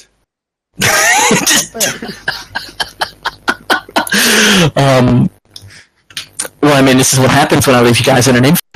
Alright, so Jack, did you have anything else to say? I mean, if you guys want to do this quest for an eagle, I'm not sure how we're going to go, but you can have a go at it if you like. I shout out, there it is, outside, get it. Alright, I'm just going to... Oh, look, I mean... Christopher, he says he's found your eagle. He says it's outside. Where's his reward? Oh, well, okay, I just for heads of 2 silvers. Okay, you're gonna go find her eagle. I lean over to him and go, I think them two are about to kill him. You may want to go get him quickly. Trista like, okay. Trista puts 2 fingers in his mouth and whistles. There's a window. Oh. Well, it's. I should clarify. It's a cold season. The windows are shuttered. Your eagle's not going to fly in. Most eagles can carry off like goats. Most eagles, potentially, but it certainly can't come. Eagles. But it certainly can't fly through a closed window, which is what. Given that we're heading into winter now, which is actually an important plot point. Just for whistles, he says, okay, hold on. He goes like, is there a window? Someone open a window. I mean, you don't necessarily. You can open a window yourself. Christopher opens a window and whistles. As you're doing that, you have left, because I mean this is the way to the stable, which is presumably where your bird is. You have left the ladies unprotected. Oh my god, you done fucked up. Rico, he slides Roland in like an fist answer. pumps and goes, ultimate wing. I'm so glad. Alright. Michael front flips up the tables into the chair and goes, hello there. I slide in like a dancer with a picture, and I say, so where did we leave off?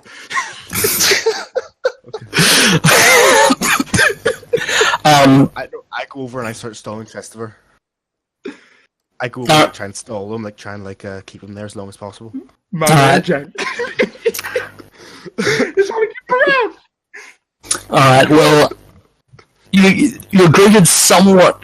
Your greeting from the Lady Dana is somewhat chilly, and as she says, she looks around and says, I see you've, we are without our young guardian, so I think you perhaps overstep yourself, she says, looking down her long aquiline nose at you.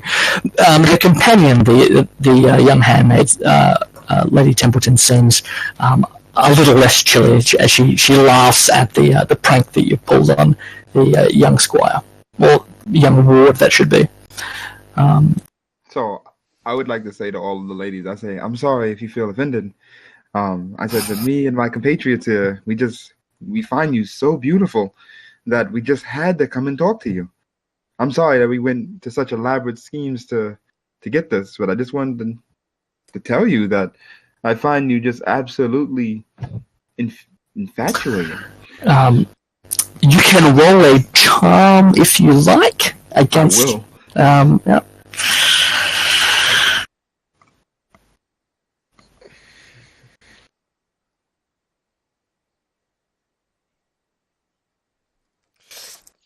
Just so it says, Okay.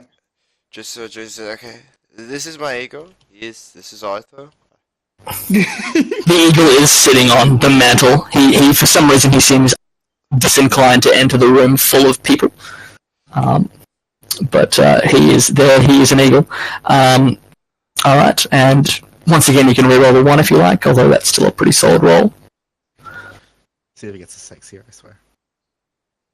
No, I basically just keep playing with his, petting his eagles, or trying to ask questions and stuff. Just stall him, basically. Just. Oh yeah, just what kind of eagle is it? Oh, feathers. Huh, interesting. Wow. Oh, well, Does it fly? it's an eagle. Also, It's a veil mountain eagle. It's pretty big. Yeah. So just quickly, Rick, are you going to re-roll that 1, or are you going to leave it as is? Yeah, my bad. Yep. Oh, good. So 16. Yeah, or 15. But look, I mean, it's a good roll, and for a moment, you see Lady Dina's, chilly facade sort of warmer slightly, whereas Lady Templeton's response, she laughs a little bit and says, you're certainly a charmer, she says, but then Dina throws her a look, and Lady Templeton sort of regains her composure, and just at that moment a slight shadow looms behind you, as you see and if you look up, you'll see behind you a rather imposing knightly figure has walked over the table, and you hear, perhaps in a white knight kind of way, a booming voice says, "My lady, is this riffraff troubling you?" And you look up to see the somewhat intimidating look of Humphrey Hay, who is... You guys have access to a sheet, I believe? Yes. Let's have a look. Cool. He is a knight in... he's certainly not wearing any heavy armor, but has a knightly bearing about him, and a sword at his hip. And he has approached you, now that Rika has also sat down at the table, and he addresses his question to Lady Dina. And Lady Dina looks to you, Rika, and says, sir, thank you for your inquiry. And she then looks to Rika and says, I'm not sure, young man, are you troubling us? She says, and her voice has a bit of a hard edge to it. Yeah, I say, of course not. And I look over to the knight and I say, sir, would I know his name? You haven't met him. You haven't introduced him yourself. I say, sir, I don't believe we have been acquainted. And I stand up, give him a light bow, and I say, I am Rika. I say, no ruffian here. I'm just the apprentice to the maester, making friendly banter with everyone. Indeed. Well, I have the great honor to be Sir Humphrey Haig. I'm heir to my father's house, and I... Christopher moves over ears while picking air. Arthur says, Sir Christopher, hey, bow before the king of the rivers and hills. I look over at them. I try not to laugh. Humphrey looks at you and says, I'm sorry, young man, I didn't quite catch that. And again, there's sort of an edge to his voice. What was your name? He says towards Christopher. Christopher Mudd. Indeed, there have been many pretenders and usurpers who have claimed that name. I shall, and all of them are now deep in the ground, I'm sure. And I shall trust that it is the fact that your father or master or the like has allowed you, a young man such as yourself, to fall deep in the cups that have led to such outrageous claims. You wait. I say, forgive him, Sir Knight. He is under the influence. I say, come on, Christopher, sit down. As I look at him kind of seriously because it's a knight here, and the horse playing around. Christopher is way too drunk to understand. Where he's like, no, you're right. It's just rivers now, but one day it will be mud, and then I'll be. I say apologies, Sir Hugh. I say we will leave the commotion to a minimum from here on out. You have my word. Indeed. Yes, and he looks to the man behind him, Driscoll, who's his sort of has the look of sort of a dog's body or a butler or a manservant about him, and says, "Oh well, it is perhaps it is speaks to a man's station that he can do no more than dream of rising to this, wallowing about in the mud." And he laughs at his own joke, looks around, sees that no one else has laughed at his joke, harumphs, and walks back. And sort of once he takes his leave of Lady Arryn, he walks back to his table. And Christopher narrowly avoids getting murdered by the first of many people to challenge his claim of being a mud. Michael stands on the table and goes, "You knight! You dare question my kings!" I say, "Oh no!" I'm like, I gotta go over here, looking out the window. Oh, what is that? All right. So Humphrey shoots to his feet, and you see he's taken out. He carries no weapon about him, but he puts on a bit of a what's the boxers like the old British boxer stance with sort of the two. He's two fists in front of him and says, "That's." He's like, "I've had just about enough of this. Who has who's soaring around such idle claims and has the courage to back them up against Kisser and the Duke, he says, referring to his two hands. Yeah. I say, I didn't hear anything. Did anybody hear anything? Take the penalties to fighting. At this point, you won't necessarily take any penalties to fighting if you wanted to do this. Tristan stands up and says, I think I'm gonna have Roland. Okay. Oh, Well, hang on. The night, Tristan was spelling his words. I am the future king of the rivers and hills, and I will kick you into the mud.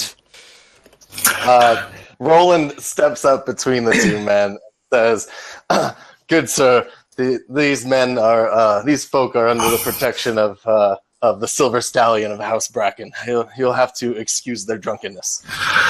And I'll roll a persuasion. All right.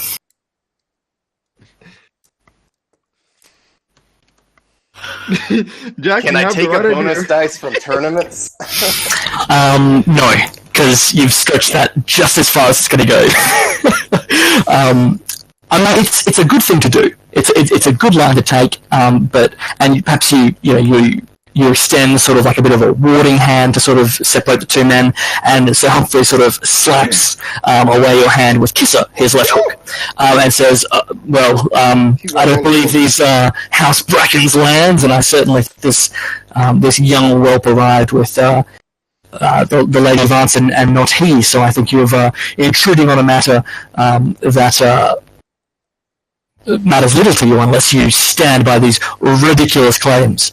And he looks you over, seeing you maybe more of a man of his stature at least, and says, do you stand by this young fool's words? Roland kind of looks around and sighs and says, "I'm sorry, my lord, or sir, I do not. I have a your walk." grace. And steps past towards the bar. I mean, this is what happens when you're 5'11". It doesn't matter if you're only 14 years old. People are still going to pick a fight with you. And with that, I'm going to have to, Ben, I'm going to consult with you a little bit through this, because I presume we're going to have some grappling, some knockdowns. People are just using their fists. If we'll see how we go. I had a different turn order worked out because I didn't think this was going to be our first fight, but apparently it is. And Sir Humphrey is in front of you, Christopher, and he's got he's just gone fisticuffs. No one's drawn a weapon yet. So we have the advantage, guys. Christopher just punches him in the face. Says, "You didn't say where we were starting." Alright, so you're going to seize a surprise round. Surprise round. Tristan, you are over one. Alright, well... earning Mika's respect with the sucker punch. Alright, let's see how you go. So I'm just going to have to pull up his stats, because I didn't plan this particularly to happen. But, While you're doing that, I'm going to go Charles and go, what's his deal? Trying to get, it's all part of the plan. It's all part of the plan, but Vandalin. Alright. So yep, you can get first punch on him, that's fine. Just kind of seizing the initiative. And 16, his combat defense, he's out of his armor. I'm presuming everyone's out of their armor really for this, because armor's heavy and wears you down. Otherwise you'd be taking fatigue tomorrow. So his combat defense is a mere 10. So you do secure 2 degrees of success against him. What is your fist damage? Let's see, let me just check combat. I presume it's going to be 1. Yeah. And that... Alright. I mean... That's going to be 2 damage to him. So, one sec, I'll just... Alright.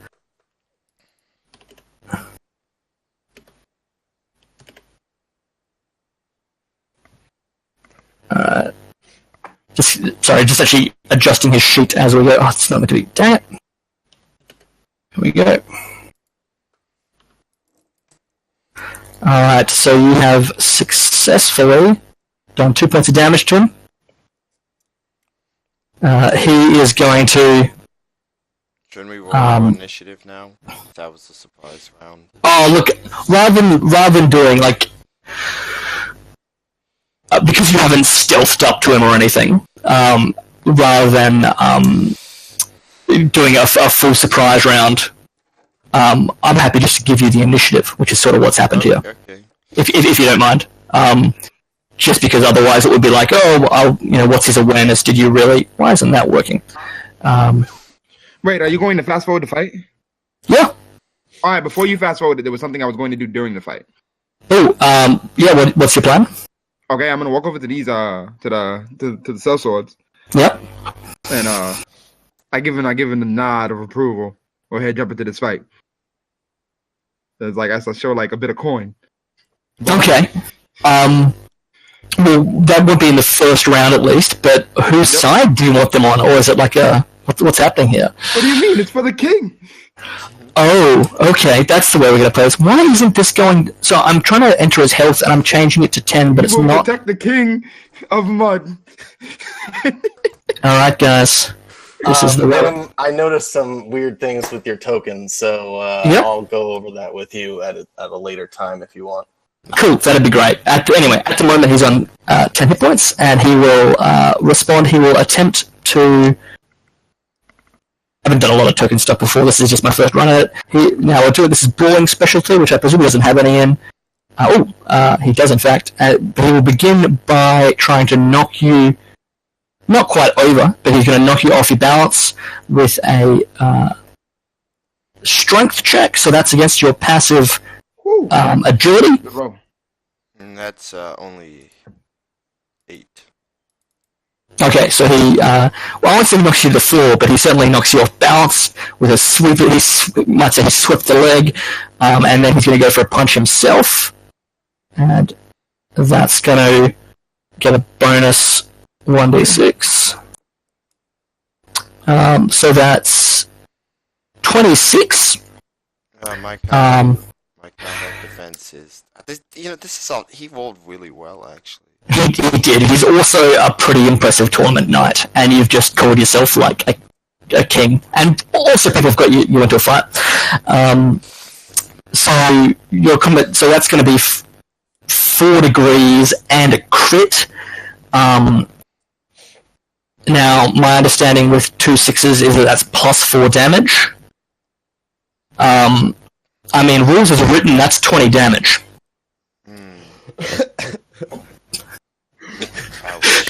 Wait, but hold on. Wasn't that assuming that's a crit? Or was this a punch? Is 11 his combat defense or lower? Combat defense is 9. Well, technically it's non-lethal damage. So Christopher just like falls. He just knocks you out. He's like, okay. Oh, so you're essentially, and this is something that I'm doing differently to you, Ben. Is you can just accept the consequences of defeat, whereas I think you didn't do that as much. And so Sir Humphrey, are you just going to accept defeat at this point rather than taking wounds and injuries? Yeah, Christopher just like, okay, you win. Yeah, just in the rules, like, accepting defeat is sort of an out-of-character decision, and it just means Humphrey then gets to choose your defeat. So he could kill you now, if that's his goal, unless you take injuries and wounds. Or you can just rely on the fact that he hasn't drawn a sword, he's probably not intending to kill you. Does that make sense? Yeah. That's my reading of the rules. Yeah, I'm not going to kill you in the first session, he lays you out cold. His fist is vicious, you die. Yeah, no. Vicious, you die. So Humphrey knocks Christopher to the ground unconscious. He then kisses his own signet ring, which is on the same fist, that's his right fist, the Duke.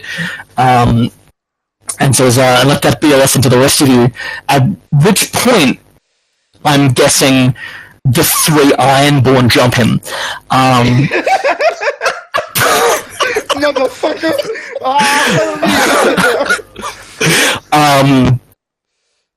And I'm not even... I imagine he kisses his ring. Yeah, he turns around and all he sees is a fist. Yeah.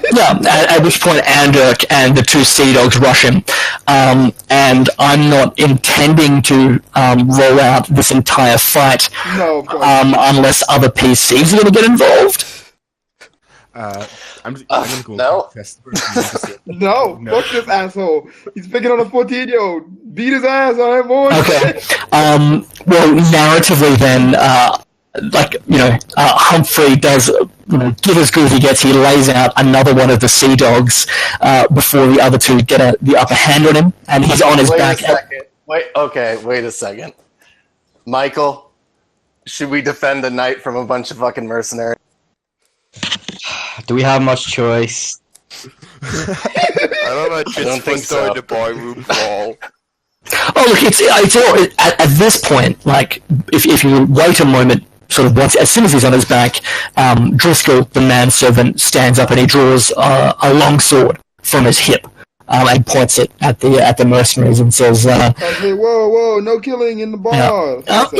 And he says, that's enough, scum, unless you want to, feel the sting of my steel. At which point, both John Magical and Edgar Charlton sort of hurriedly try to sort of intervene to settle down the situation, which will happen with Andric and the two sea dog, with the other sea dog carrying the third unconscious sea dog out of the bar. Yeah, I'm gonna pick up Christopher. Yeah, I'm gonna help him. Yeah. Bring him over to this corner. Yep. And Andric throws Rika a wink as they pass this. We'll probably be bidding down the stables tonight. Edit. So we'll talk more of contracts and the like tomorrow. I nod. I can't move Christopher, but I would have put him over here in the corner. Yeah. Christopher's propped up. It's all right. We'll be moving on with the scene in just a minute. Good job, guys. Well, I guess the most reasonable next step is to steal one of their horses now. Yeah, absolutely. Well, look, there's fucking out. So what will have happen if I can just if I can access these tokens? No, I need to move to the GM overlay level. I'm still learning, guys. We have Sir Bracken returns. Oops, excuse me. From upstairs, having heard the commotion. I'm pretending like nothing is happening at all. I'm just drinking, looking at Jack, writing stuff down, patting my friend on the back because he fell asleep, and then I've got my head in a book, just scrolling through. Nothing happened. Rolling around the bar, taking some drinks. It's alright, you didn't just start a fight with a knight. That's fine. Nothing happened. Yes, Bracken walks downstairs and looks around and says, sees that some of the tables have been overturned, and Lena and Lana are sort of putting those back right. I would like to help Lana with the tables. She thanks you. So you're too kind. She says, "Really, this is my own work, but thank you for the gesture." So more importantly, the sir sees me not fucking things up. Yeah, and he's like, and seeing you're occupied as well, he'll turn to his other squire and says, "Michael, what happened here? We had a commotion. I'll presume." So, Michael, as he's looking at you, I'm just shaking my head. Draws a finger across his throat.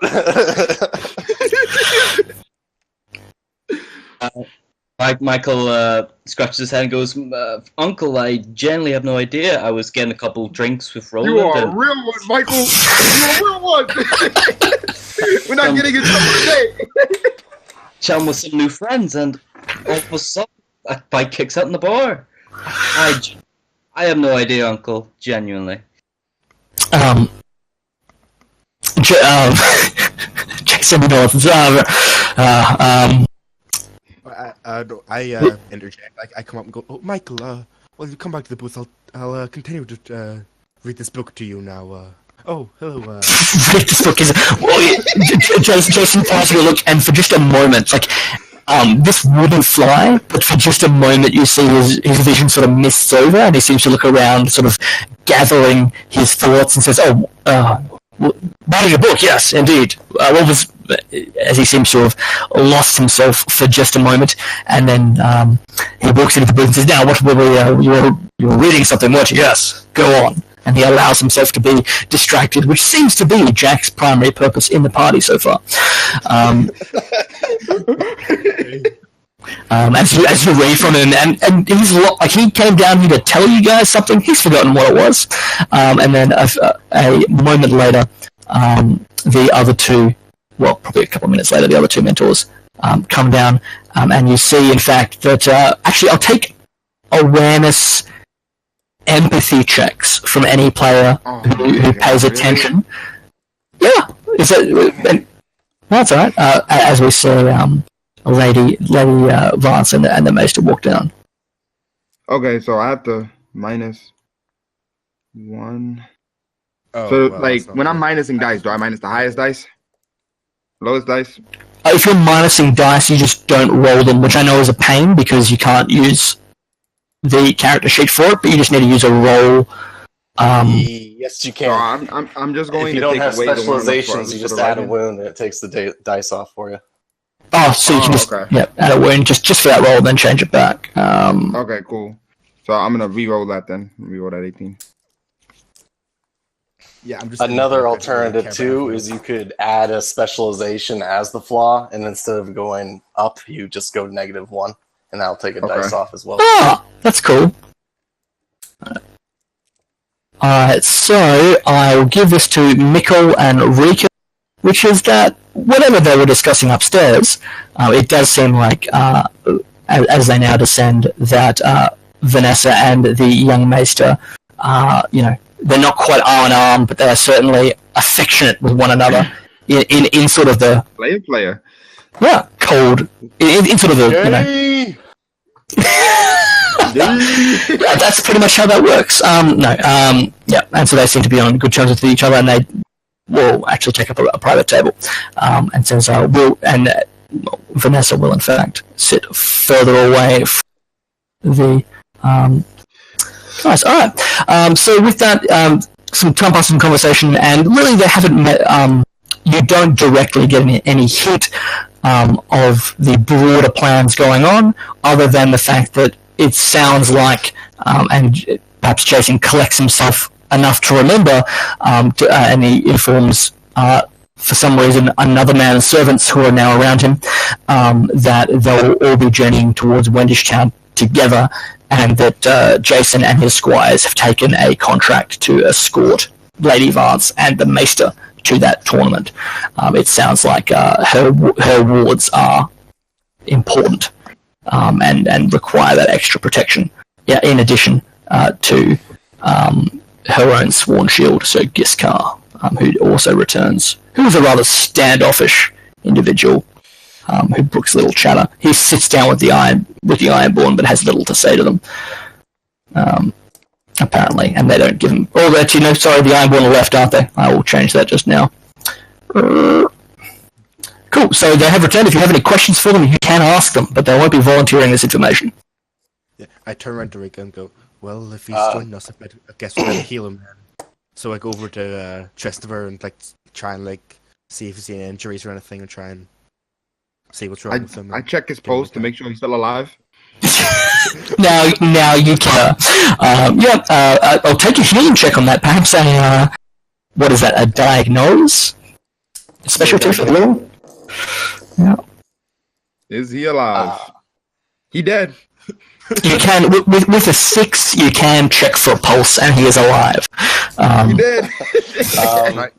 Can I try and treat him then?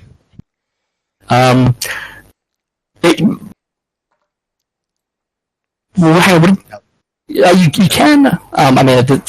I mean, his treatment's probably just to maybe put him to bed. He's probably what it requires at this point. And we will be moving on if no one has questions for their. I do. Yep, go ahead.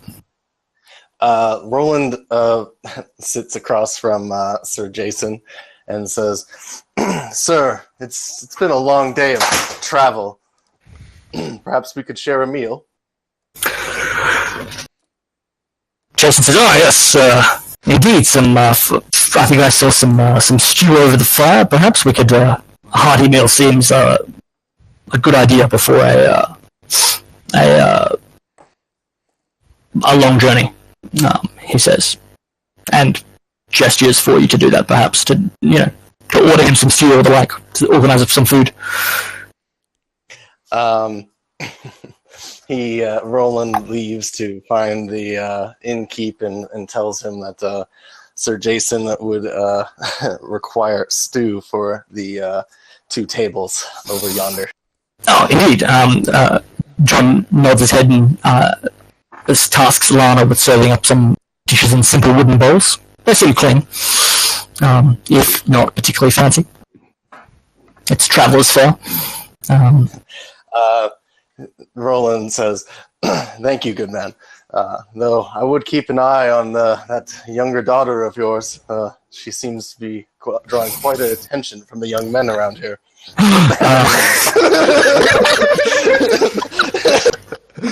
Oh, you fly dog, Roland. Okay. John's eyebrows shoot up, and he immediately casts his glance over to his younger daughter.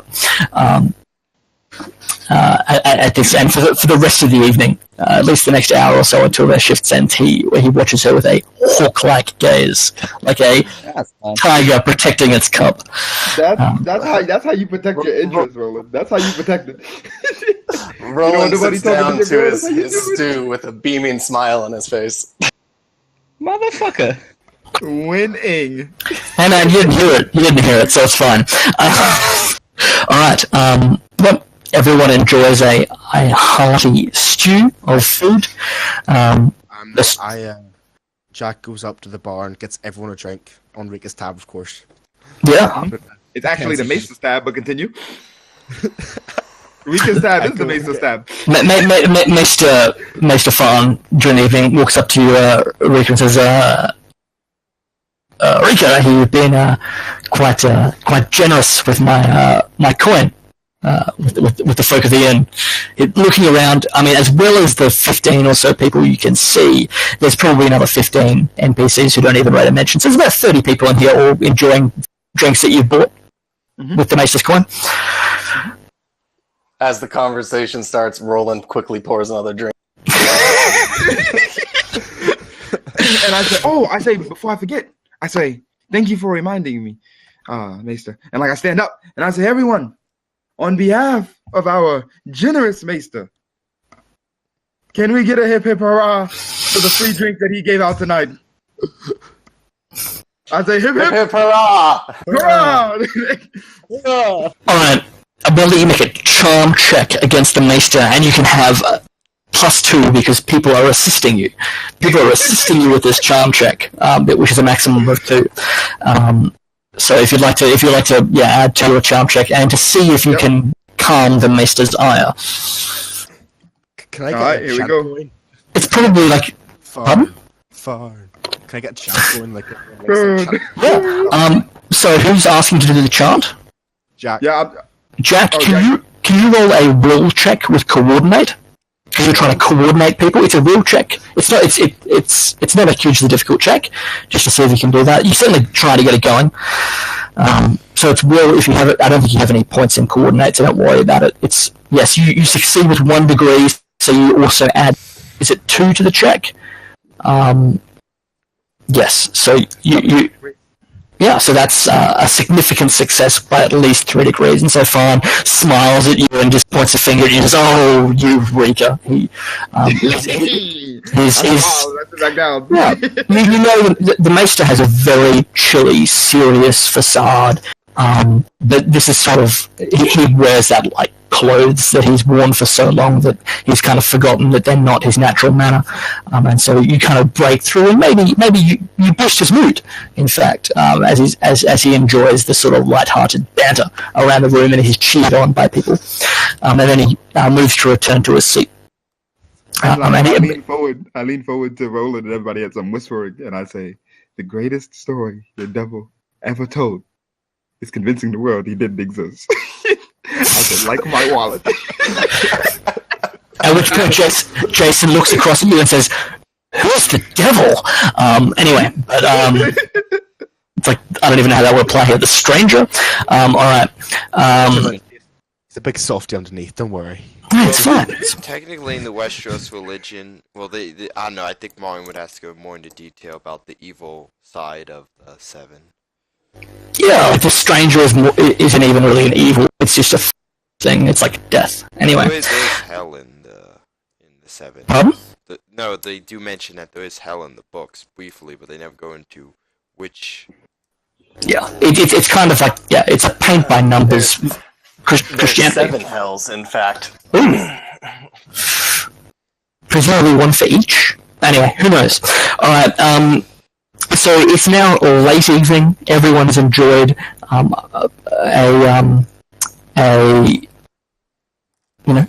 several drinks by this point. If such is their nature, you notice the two young ladies are drinking.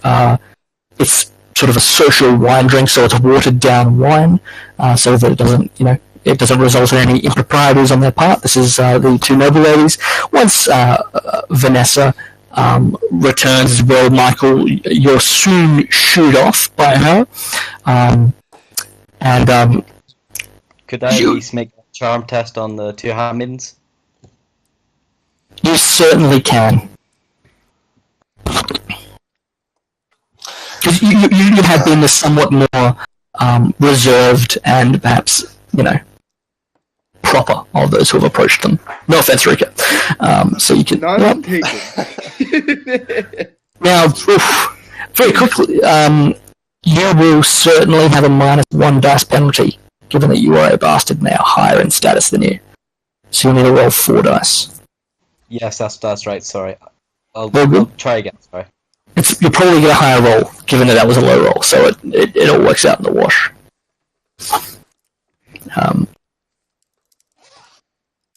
There you go, higher roll. Let's get a higher roll. That's the magic. Alright, cool. Yeah, does he have attractive? No.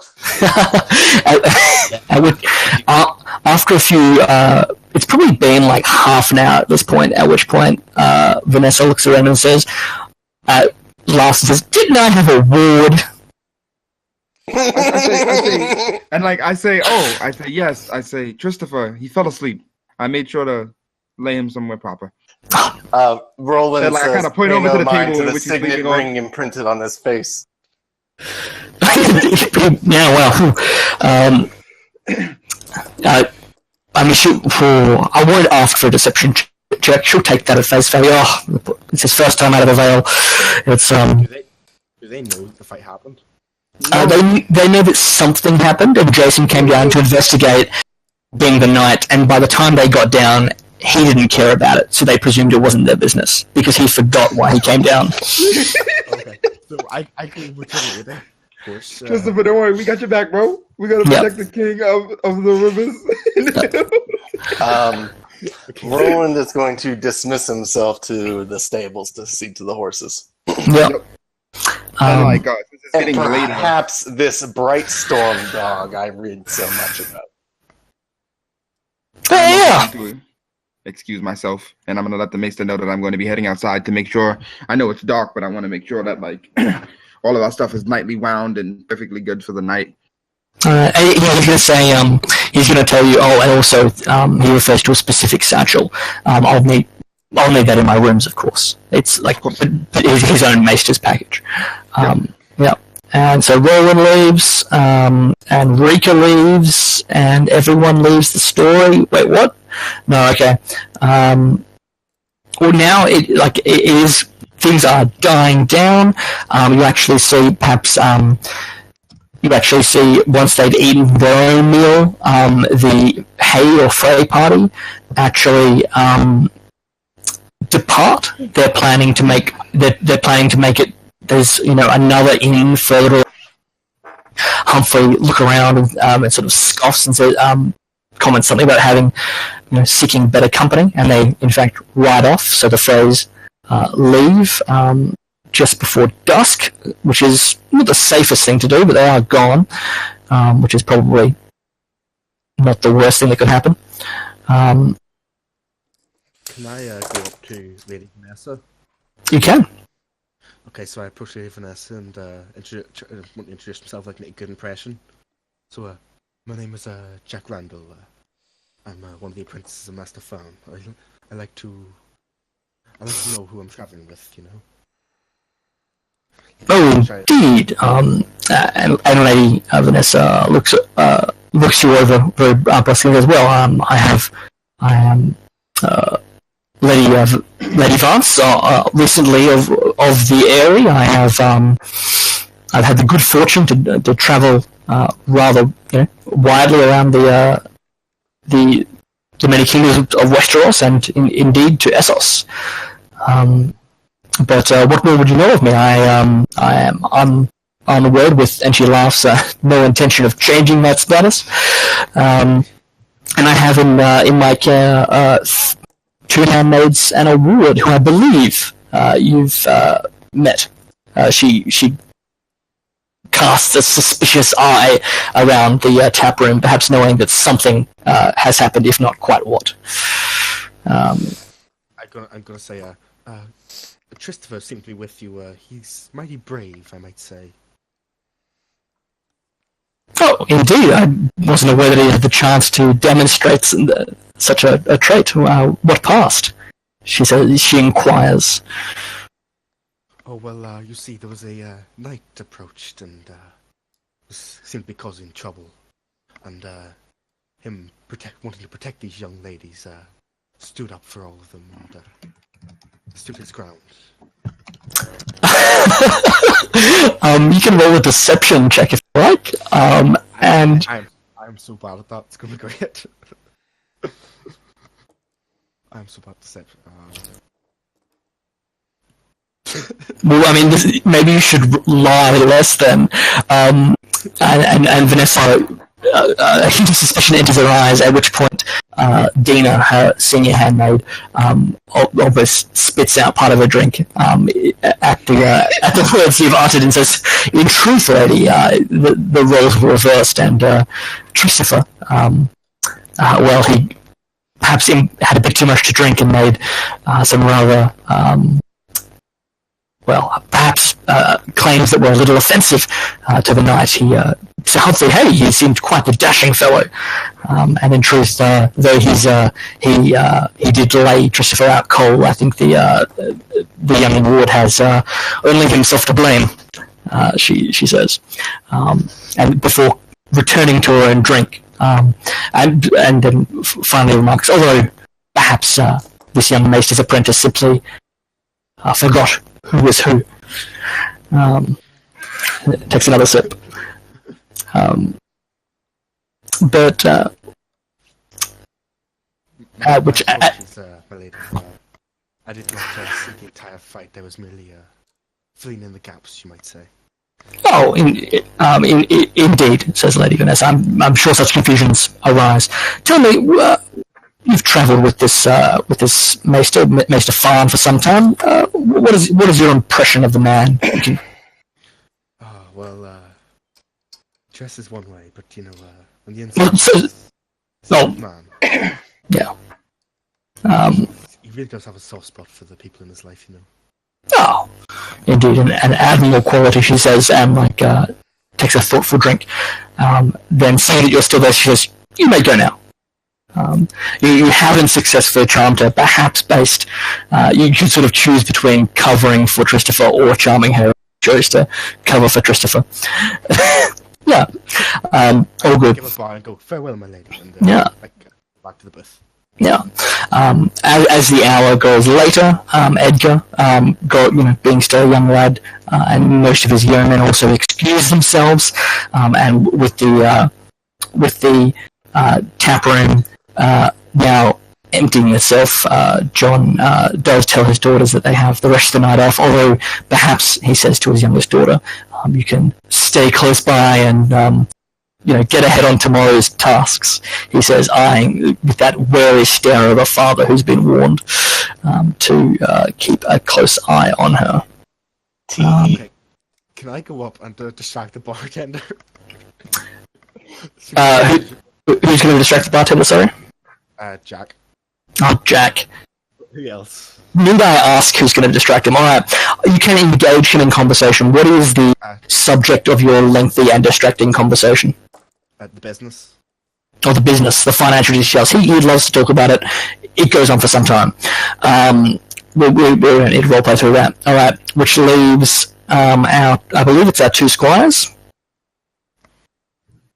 Was that right? Each pursuing a walk. And now, Roland, you have in fact you're in the stables, I believe. And as you, do you have any particular business there, other than checking on the? Well, I assume that this Brightstorm dog is one of these new hounds that you've come up with.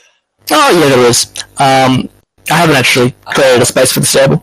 It's a large dog. It occupies its own. Let's have a look. Let's see if I've got it. Yep. It's a Riverland Warhound. It's a giant murderous dog, described perhaps as a purebred killing machine. And this one appears to have around its neck the adornment of a thick studded collar in the colours of House Templeton. And it will not trouble you unless you seek to approach its stall. After attending to the horses and giving them a brush down, I would like to take my 15 animal handling charm to charm the dog. Absolutely. I'll take that as a roll if you don't mind. I'm not even sure what I rolled it earlier, yeah. Oh, you rolled it earlier. Excellent. Let's have a look. Yeah, it's on the roll there. How do you try and charm it? I smuggled in some I don't know, bones from that I found in the stew or something. I don't know. I find something. Yeah, it's stuff that dogs eat. Yeah. It happily. I butcher one of the horses and feed it to him. Yeah, it eats the horse. It's Sir Jason's horse. He won't be able to compete in the tourney now. He enjoys. It enjoys the leftover food. It munches happily on it. You do get the feeling that if it had another job to do, in the sense of it's been given instructions by its owner or the like, you haven't necessarily won its loyalty over from its previous master, but the Warhound is happy to, be fed by you, and murmurs cheerfully at it. I lean over the stall to scratch its ears a bit. Yeah, it nuzzles warmly, although then growls for a moment, and then nuzzles happily. You do get the impression that sort of beneath its good cheer that could probably tear you in half. And I say, don't worry, boy. We'll be getting to know each other much better. Yeah, you success once you have as you succeed on your charm check, and as you turn to go, you see a familiar figure in the doorway, and it is in fact the Lana Manticore. Has come out perhaps to check on the stables, perhaps to check on their occupants, and she perhaps fakes a look of surprise to see you. Oh, Roland, I did not think to see you here. She says, perhaps we might take that walk now. Roland! Perhaps, my lady. I was hoping to walk some of the banks of the river. Perhaps get a good eye at this bridge that I've heard so much about. Oh, it is a magnificent thing indeed, and so pretty in the starlight, I'm sure. She says, and you depart for it. Cool. Look, I'm gonna be somewhat crude and say, so you do get to the river, you do see the bridge. It is in fact beautiful. Roland feels Lana reaches out with as you walk with a hand, as if to hold hands. You've succeeded on one check. Will you go further? Will you pursue her more ardently? Go ahead, disrobe. Ha! We're going for a swim.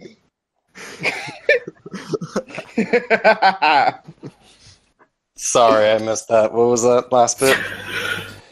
How much do you try to win her over, so to speak? She said, she's been somewhat romanced. Do you intend to try to spend the night out here? How to put it? Roland talks a bigger game, so I would like to spend the night, so to speak, but not in a physically intimate manner. Oh, he's a charmer. All right. I'm not gonna go all the way. Yeah. Okay. You know, I'm gonna stop a base short. Yeah. Well, it's in this case that would probably be more of a charm check than a seduction check. So you can roll another if you like. I'll accept that. Okay, let me. Because it doesn't need to be an opposed intrigue because she's not really opposing it. Damn right, she's not.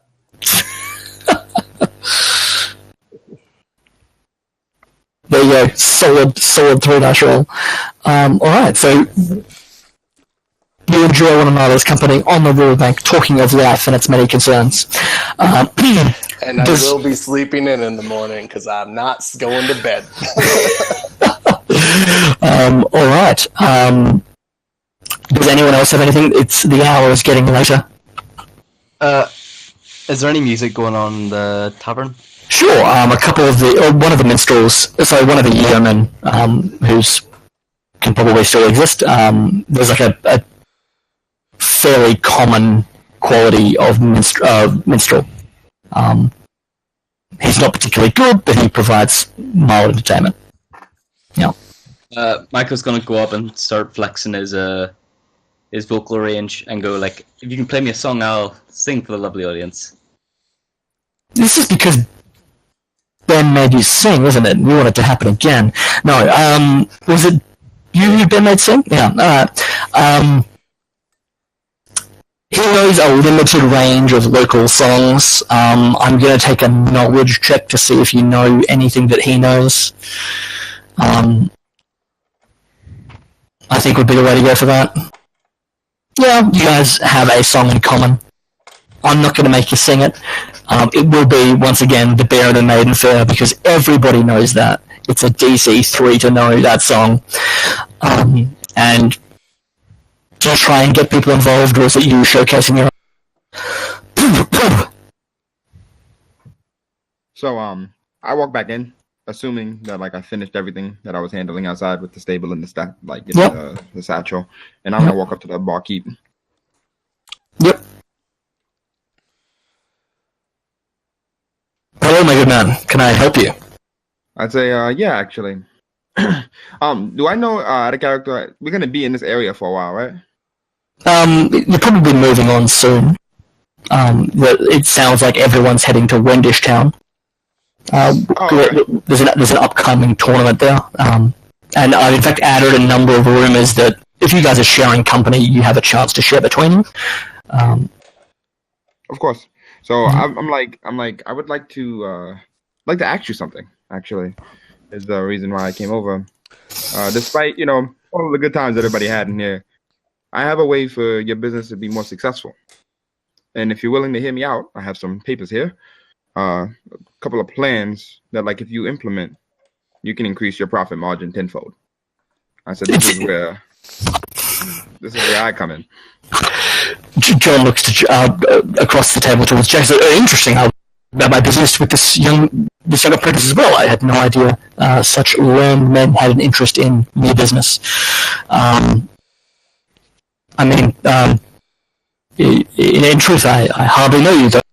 Please say on, and you can discuss it with him at length. If you don't, do you have anything specific? Yeah. So, this is not a con. My character actually is very well versed in finance, and because of that, I'm trying to give him good advice, solid advice on what he can do with this tavern to increase his profit margin. And in exchange, he pays me 100 silver stags for this information. All right. Paperwork.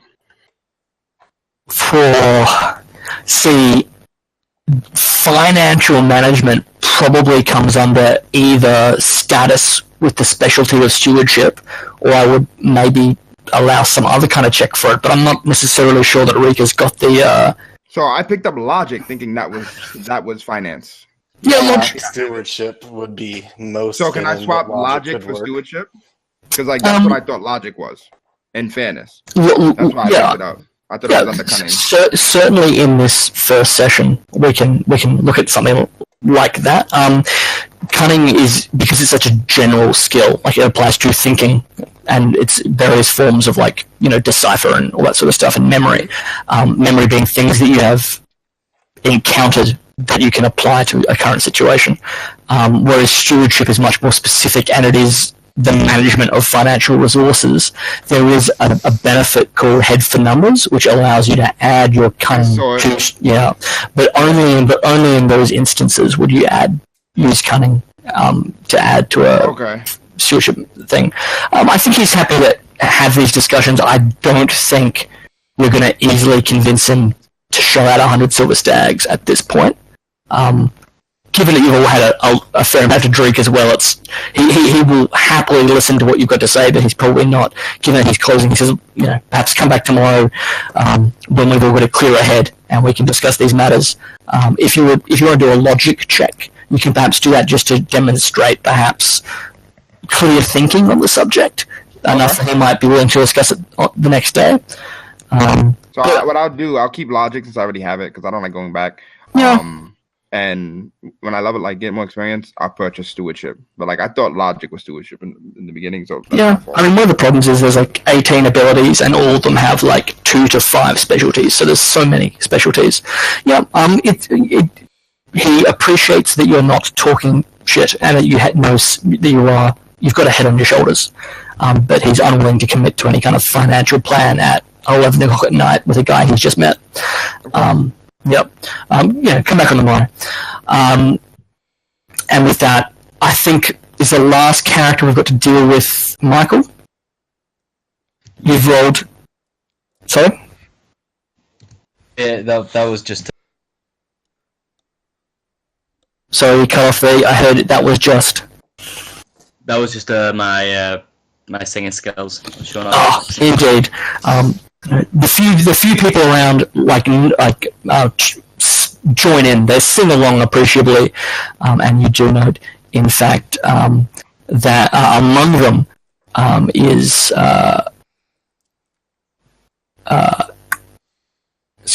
Lena, Manticore, John's youngest daughter, distracted as he is, as she is rather. She smiles and sings along with that. What about the 2 handmaids? Yeah, actually no. The young lady Templeton will also sing along with this, enjoying it thoroughly. Whereas, certainly to outward appearances, Dina Aaron does not. Although perhaps on closer inspection, one might see her tapping her foot. Along with it, she has maintained a chilly exterior. It's no opera, you might say. You know what comes after foot tapping? I don't know. Yeah, I was hoping. All right, I'm ready to move the scene along. Anyone like to add? Right. Should I take a point of fatigue? You will when we get there at the end, because we're going to be.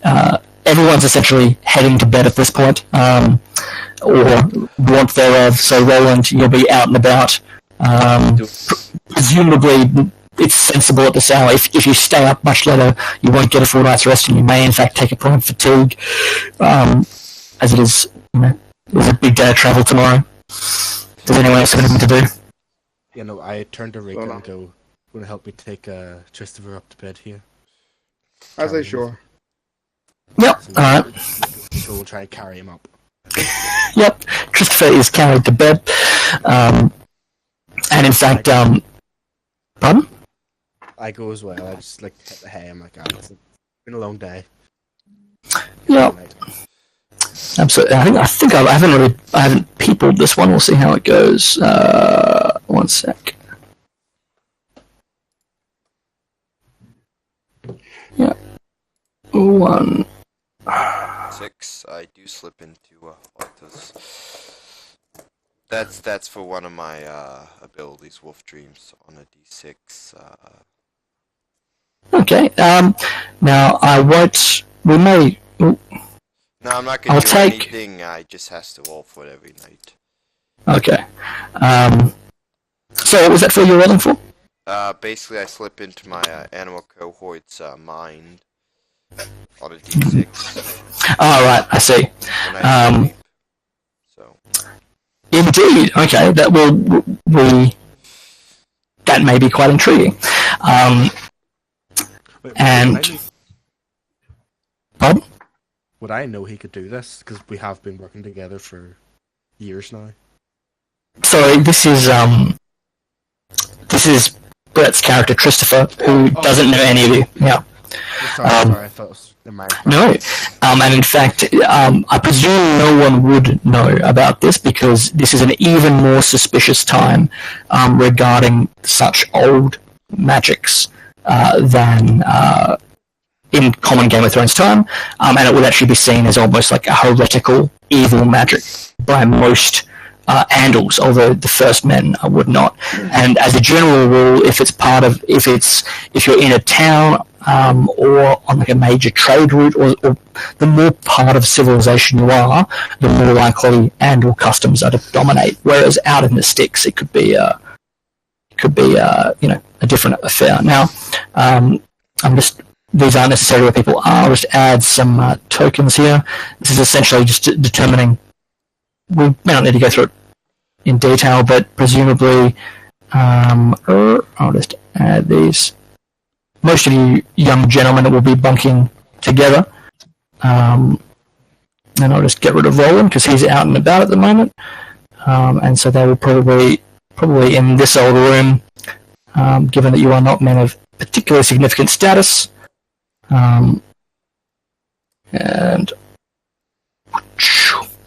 and so if you guys have your tokens, can you drag them into the same room as Michael's? Are you seeing what I've got up here on the upper floor? Where do you see the tokens? They should basically, if you drag your character, I've made tokens for your characters, I think. So if you just drag under PCs, Rika, if you drag him out, you should get that. Yep, and so you should all be in that. The numbers should work out pretty well, actually. I'll just drag, hopefully they work. And again, if they don't, I'll sort it out another time. You guys will all bed down. I'm sorry, I'm really confused. I don't know how to get the peg.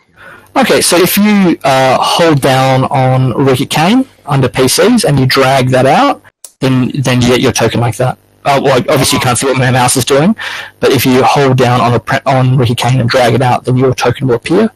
And so just based on rank, you guys, and the fact that there are only a few rooms available, you guys are probably all going to bunk together, whereas most of the other rooms are pre-booked out.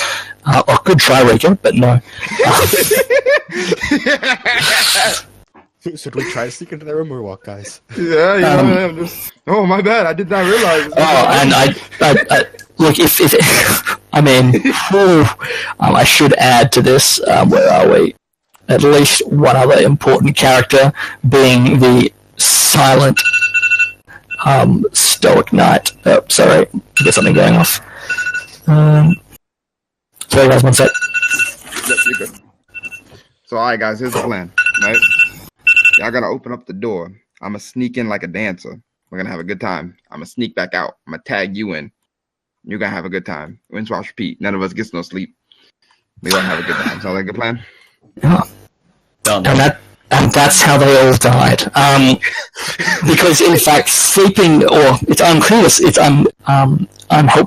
impossible to see whether he's sleeping because he's still wearing his knight's helm, propped at the end of the hallway, watching the room is in fact actually. We'll switch this up so that Jason's here. Is Sir Giscard, who hasn't really sought out conversation with any of you. Here. So I should try to distract him. I'll just pull her out in a sec. It's going to be Lady Vance herself. Cool. And I mean, I know that presenting this as a scene for you is something that's going to encourage you to cause shenanigans. Now there's another room which is inhabited by small merchants who you haven't met. So the other rooms are also occupied. So I make sure to take a bath because I see there is a bath here over in this area. Yeah, I mean, you can ask for it to be heated up and water dragged for you. That'll cost you. I mean, dragging in water from the river will take some time, so that's going to cost you a silver. Put it on the tab. Yeah. The maester is going to say, no, young man, if you get yourself washed, you can do that yourself. He has closed the tab. I see you. And like, I kind of nod to the tavern. I'm like, tab. No tab. The tab is closed. But if you want to wash up, you can in fact have a shower. I paid this over. Yeah. Dirty bastards. That's how I'm going to do it. All right. Does anyone else have anything else before? I'm happy to fade to black at this point, unless anyone else has any major things that they would like to get done. Actually, no, that's it. Yep. Yeah. Can I get with that, Leah, please? Oh, yeah, we can't skip past that. You can. She was distracted by Jack, and then by Rika, a double distraction. You can, however, she is not. What's the word? She doesn't invite you out for the stroll. You'll have to approach her if you would like to do anything like that. Yeah, I'm going to directly go for it. You directly go for it. Michael, I had no idea you had such a beautiful singing voice, she says to you. He goes, it's alright. No, I'm not. I can sing okay, I believe. Oh, you give yourself too little credit. She says, I believe there was some mention that you might like to take a stroll, get to know one another better, she says. She smiles innocently at you. We can sit by the river and see what pops up. At which point you run across her... No, the other two. Indeed, she said, innocently. And now, at this point, as you walk towards the river, easily sneaking out, you may choose to roll a charm or seduction check at your leisure, depending upon your intentions. Oh, Michael's the type of dude, he going to beat it up. Go ahead, roll your seduction. We know the game you're at. Go ahead. There you go. That's what I like to see, Michael. My man. My man. My man. All right. Without going into hectic detail, there a night of tender passion follows, and you deflower the innkeeper's daughter. I'll leave it back. Did you roll to see if he bothers the bastard? He was distracted by Jack and Rika when they slipped out, and so that was that nice? He didn't have an opportunity to roll it with us. Now, I am going to take... ruin his small clothes. What am I going to roll to make him roll to check that? Like stamina? Anyway, no. Endurance. It's Endurance. I mean, perhaps status breeding. It's unclear. I don't know. We'll leave it at that. If you guys don't mind, I'm happy to take a 5-minute break. We've got one more scene probably to go, and then we'll be done. Okay. So is everyone alright with that 5-minute break? And we'll probably plan to finish. We'll see when we finish. Yeah. So I better delete Michael. Michael's out for the night. Yep. Yeah. So who's that? I'm gonna. Do you want to do that thing real quick during this 5-minute break? I'm actually just gonna grab a quick drink. If in terms of, I'll be back in 2 minutes. Yeah. Cool. Pretty productive session, guys. Pretty productive. Got a lot of things done. So we defeated a knight. Distract everybody. Impregnated one woman. Had a chance to impregnate another. You know what I mean? Like, it's pretty productive. I'm trying to get all the experience. Alright? One baby, one potential baby, and a knocked out knight. That's the start of any great campaign. Don't put me in a tavern. That's what I'm saying. Can I just say, my distraction techniques are just perfect right now. Yeah, the 10 to 10. You're like It's all you're down here not from you're not here, even a boys. wing man. You're like a wing god. You know what I mean? You're just like All of you owe me one now. You all owe me. you all owe me one. I actually don't owe you one because you tried to put drinks on my tab. Don't think I forgot. You tried to charge me. Trying to take me for a ride. And then I got transferred away from the handmaidens for you. So You did do that. You know, We should be a basketball team, guys. We'd set each other up and everything. Yeah, all of these alley oops is crazy. It's Lob City out here. I don't understand. it's near a friend there for you. If you just like tap it and it's in. Oh man.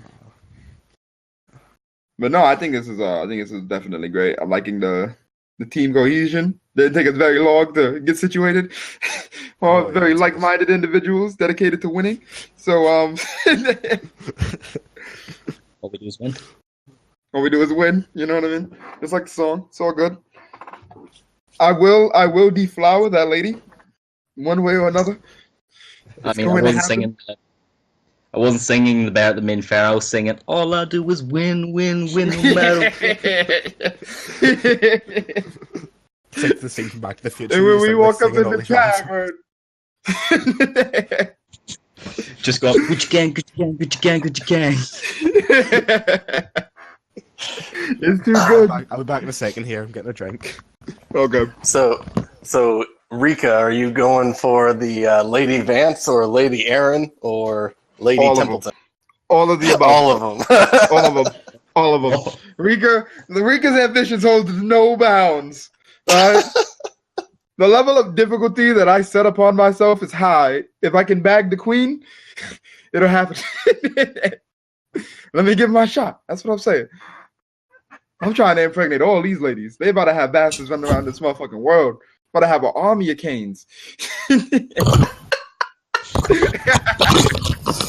gonna build my own house of bastards. We'll see you get there first, Rika. And Christopher will be beast forming into his eagle to watch every event. Every event, he's not gonna miss nothing. I mean, it's going to be a harrowing event for all involved. Now, just very quickly, for Rika, did you want? Is this something you want to resolve just quickly by chat? Or you can. I can just privately call you. I'll try to make it as quick as possible. I already know what I want to do with it. Okay. Yep. Cool. Yep. Well, I should probably jump out of the main chat for that then. All right.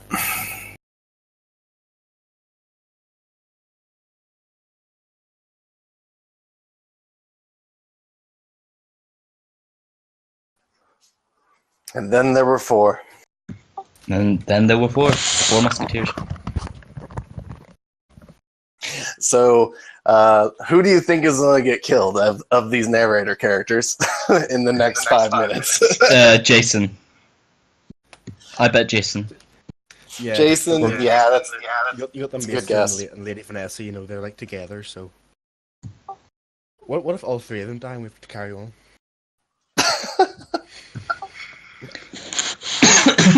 I mean, I doubt the Knight Giscari guy is going to die, since there'd be no point for him being in here. Basically, just stop us from going into their room.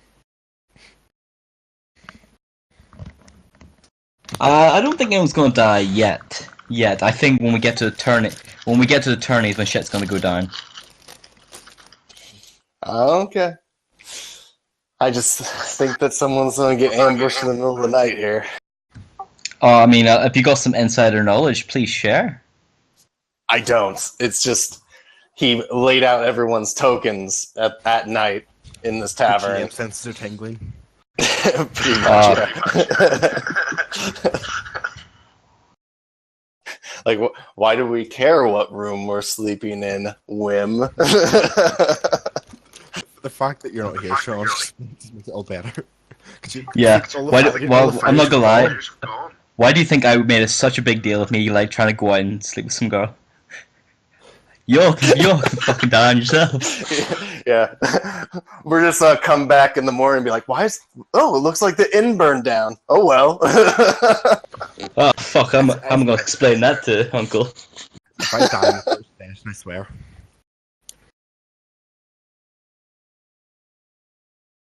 No, but so I'm saying we've all the fighters are gone, and it's only us left, only like the weak ones. Well, I mean, I only have a 3 in fighting, so. Damn. Double dog damn. Yeah. All my stuff went into You're not a the. squire. Huh? Are you not a squire? I thought you had a good fight. Oh, he is a squire. Yes, he's just has all of his stats in the physical stuff and not in the fighting itself. Oh, okay, yeah, makes sense. Yeah. I'm going to grow in skill as I start to take my squireship more seriously. Maybe I'll be even a better archer. And a better lady talker. Well, you're definitely a better lady talker already. I saw that 5 dice you're rolling. Damn right. When I made that bet, I didn't know you had 5 dice in it. Like, if I'd known that, I would never bet against you. Like, I mean, why do you think I was so confident just walking in? Just bang.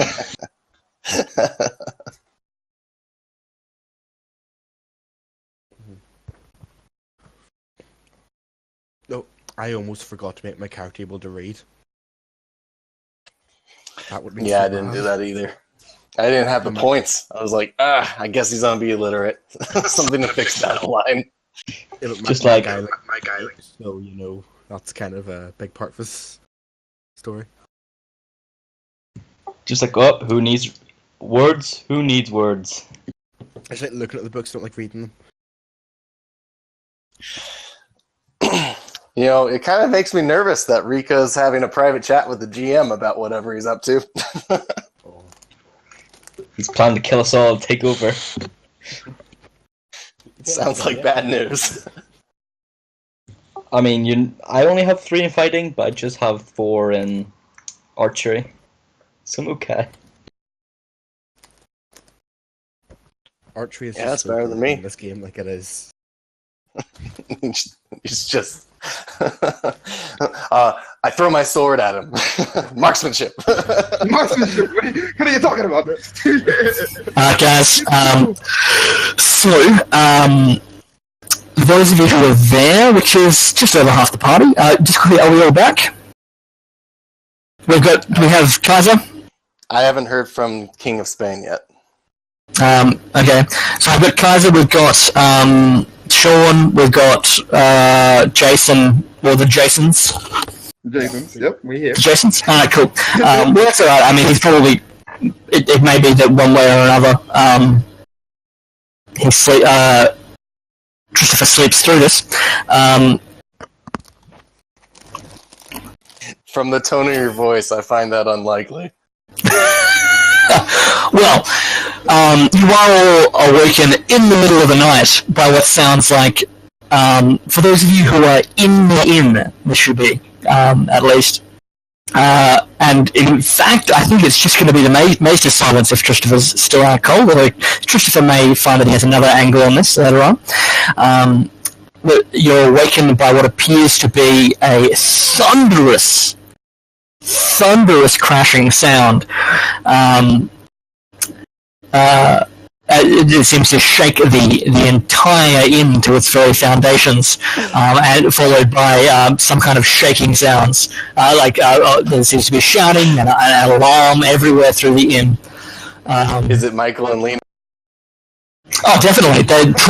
I mean, to the very foundations of the earth, my friend. No.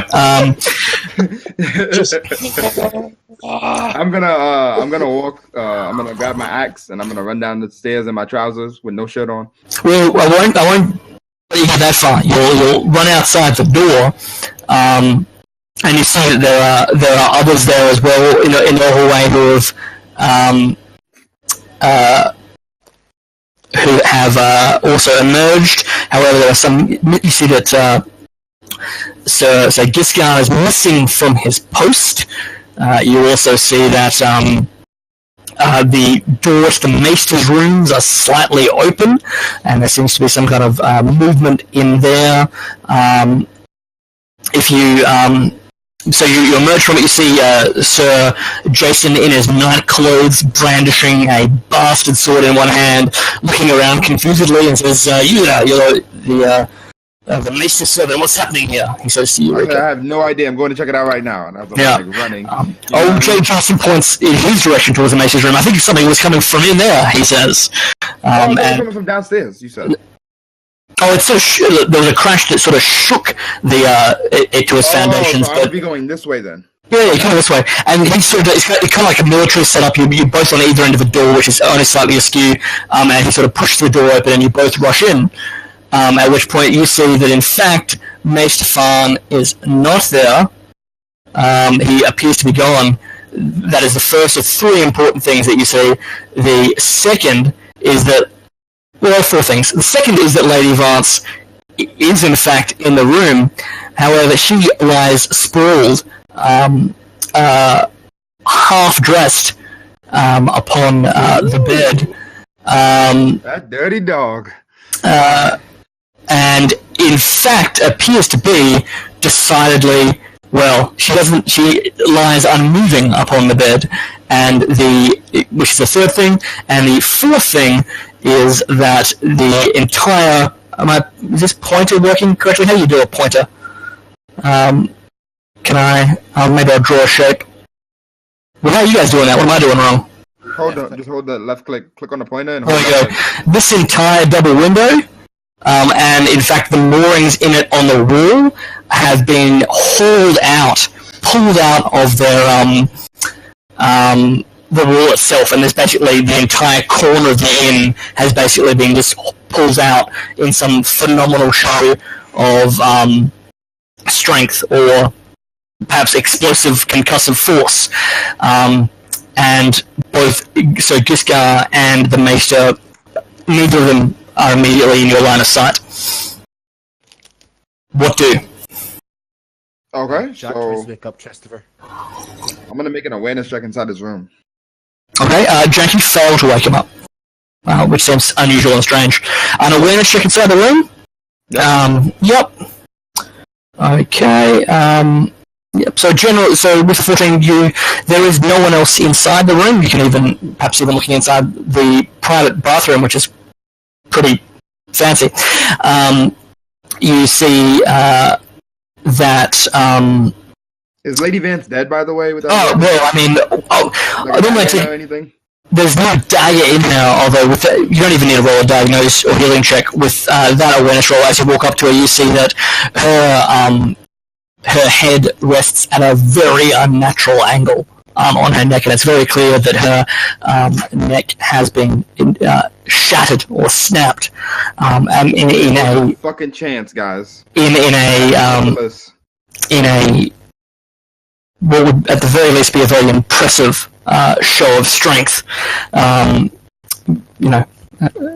She has been slain, and on that you see Sir Jason starts shouting out as he runs to the shattered windows and shouts out through, raises the hue and cry of murder, and he waves his sword about him. And in fact, with your awareness roll, if you also in your search walk up to the window, you will see what appears to be a couple of figures fleeing into the night towards the stables. Well, what a coincidence.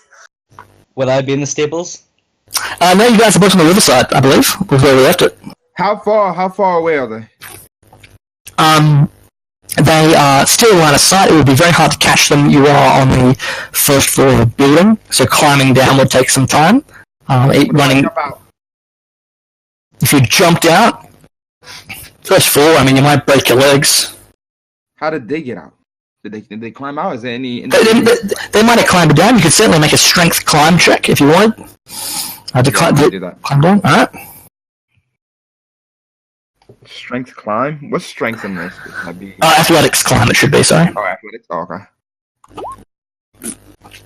Yeah, so it takes you a minute or so, probably slightly quicker than running out the front door. You get about halfway down and then you sort of just fall, but by that time you don't really take any damage. you do see as you land and as you start making your way towards the stables, you see a couple of horses basically burst out of the stable and start racing Perfect. towards. I would like to make an attack roll. Well, you might. You're still quite far away. Do you have a ranged weapon? Because you're still quite far away. Oh, what do you have? I have 2 different ranged weapons. One is a melee with extremely long reach, which is my cat whip, and then my other one is my dagger. I'd say at this point you're about 100 feet away, so it's well outside in range of a bow, perhaps, but not a dagger. Dagger? Oh, okay. No. It would only be a -9 dice penalty to throw the dagger that far. Only 9 dice. So perhaps one of the gods could, but I've never seen them statted up. But no, these guys are making their apparently making their escape. Can I make an awareness check to see if I can get like a general idea of like their figure? Like, yeah, absolutely. The armor, because like my character has an inkling that it's the knight that did it. So like, okay. Yep. So you can certainly do a notice check. Yep. If you've got notice dice, it's a bonus. Yep. You certainly see, and you actually recognize his billowing robes, the figure in the lead, and he wields what appears to be a crossbow of some arcane description, is your very own maester, and he is riding Flatchat, and he in fact disappears into the palisade, and the doors of which are ajar, and behind him rides another figure who you don't make out because he's less familiar to you. So is the maester running after or running away? He's ridden his horse out of the stables and he is riding through the palisade, presumably towards the bridge. And because essentially that was sort of a gatehouse on the eastern side of the bridge, and he has ridden towards it. So and can I with a second rider? Logic check. Logic check to see if, or like to understand, would my maester, is he brave enough to chase after an assailant if he witnessed the act? You get what I'm saying? So here's what I'm thinking. So Assassin came in, he was banging out this girl. Assassin came in, killed the girl, leaped through the window. Maester chased after him. He ran away on a horse because he had it nearby. So Maester had to run to the stable to chase after the dude. So like those are the connections that I'm pinning, because there's no way in hell. Where's the exploding wall come from then? The wall didn't explode. I'm assuming there was some form of struggle that happened here, and maybe somebody went through the window. Well, one thing I'd say is that more than just being broken, the windows have actually been pulled out. Like the actual window frame has been shattered and sort of pulled out of a wall. So it was an inhuman show of strength. Unless somebody attached to the window and then used horses to pull the damn window frame out. Yeah, these are all, without even rolling a cunning check, these are all plausible possibilities. But again, you don't have enough data points yet to reach a firm conclusion. But that's certainly possible. And maybe as a man who perhaps has a degree of trust in the Maester, it's something that you'd be ready to believe. Because he doesn't seem like a murderer to you, perhaps. Nope. Based on your previous experiences. All right. What are the characters doing? Jack goes up into the room with them. Oh yeah, good. Sorry for leaving you out of all that, Jack. He sees her. Yes, is she dead? Very dead. Fair. Okay. I go to this room and then check on the handmaidens that are there. Yeah, you hear a growl that in some way perhaps implies that the junior ward has fetched her lamb at some point to keep the two ladies safe at night, and then a tremulous voice shouts out, "Who goes there? I warn you, this hound will rip you limb from limb." Wait, what was that? I missed that. You were breaking up. Oh, basically she's got a dog and she's not afraid to use it. Okay, I just say, listen, are you okay? There's been an incident. An incident? What's happened? Is Lady Vance okay? We're fine. It's Templeton's voice. Explain. Now explain. There's a hurried, sort of whispered argument, perhaps, between the two ladies, and eventually the door is opened. I don't actually think I have a token yet for the dog, but the dog is there. We might have been... Yep. Let's see what we've got. Yeah, why not? That'll do. It's not a token. It's in there. It'll do.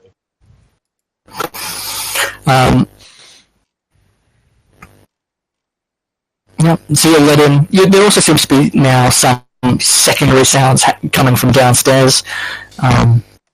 Whether it's people arriving from the hue and cry, or it's really unclear, but there are also muffled sounds of movement and crashing downstairs, but far less extreme than what just happened. As you walk in, Jack.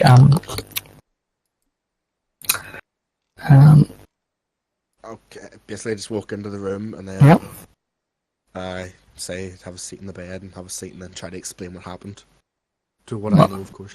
Yeah, well, specifically that Lady Vance is dead, at least. Very well, you talk them through this, at least that Lady Vance is dead. They both begin weeping, although surprisingly Shallon tempers them as the one who seems to have it a bit more together than Dino, who is inconsolable.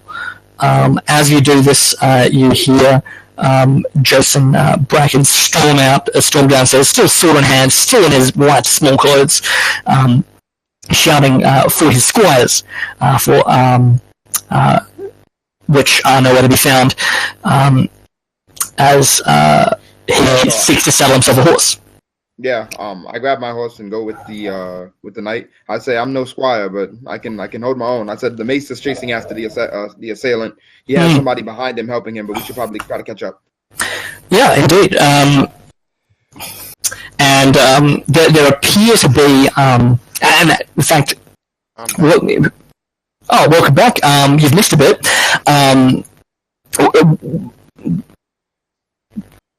How long have you been back for, Brett? The whole time.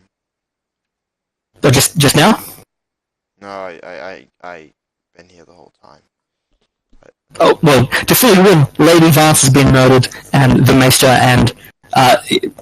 has been seen racing for the bridge, and so Giscar is nowhere to be found. And you are unconscious, and you can't be working through this, and because you're currently experiencing one of your animal dreams. Your hawk perhaps has seen things. Basically, I don't know if I can control my hawk. No, you're not a warg yet, I don't believe. I think you've just got a warg dream. Is that right? Mm-hmm. Which means you can't choose to stop it, I don't think. So it's basically just kind of... I'll go through some of this with you a bit later because you probably have a unique vantage on some of what's happened. But I don't think you can be working from a warg dream normally. But it's all a complete mess, and as presumably, well, look, for story's sake, we'll wake you up from your dream, and perhaps you're a bit groggy and you've got things to tell that other people will hear about later. If you all storm outside, perhaps the alarm has been enough, and for Jason's squires and the innkeeper's daughters to emerge from the riverbank, or perhaps in fact from the riverbank they also see what appears to be large bouts of sickly green flame begin to envelop the bridge. First one, then two, then a third large explosion of green flame, which continues to burn on the bridge and illuminates the pre-dawn scene a little bit. You see there's the whinny of horses, the cries of alarm from within the Charlton palisade, and everyone essentially begins to freak out. What do you do? Roland tells Lana to clothe herself, and then he will get her to her father. Indeed. Perhaps you, Roland, you at the river just long enough, you see two horsemen appear to ride through the green flame just before it fully envelops the bridge. And then you also follow along back towards the inn. So, how many horsemen did I see? You saw two. Two. Okay. Two. And they're riding beside each other?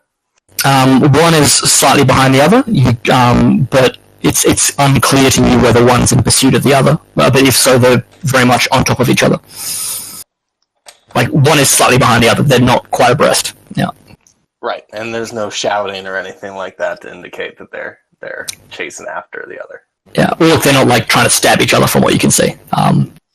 Right. It's a difficult thing to tell, given that it's before dawn and there's green fire everywhere, and you kind of more see silhouettes of horses riding through the flame, as only war mounts can.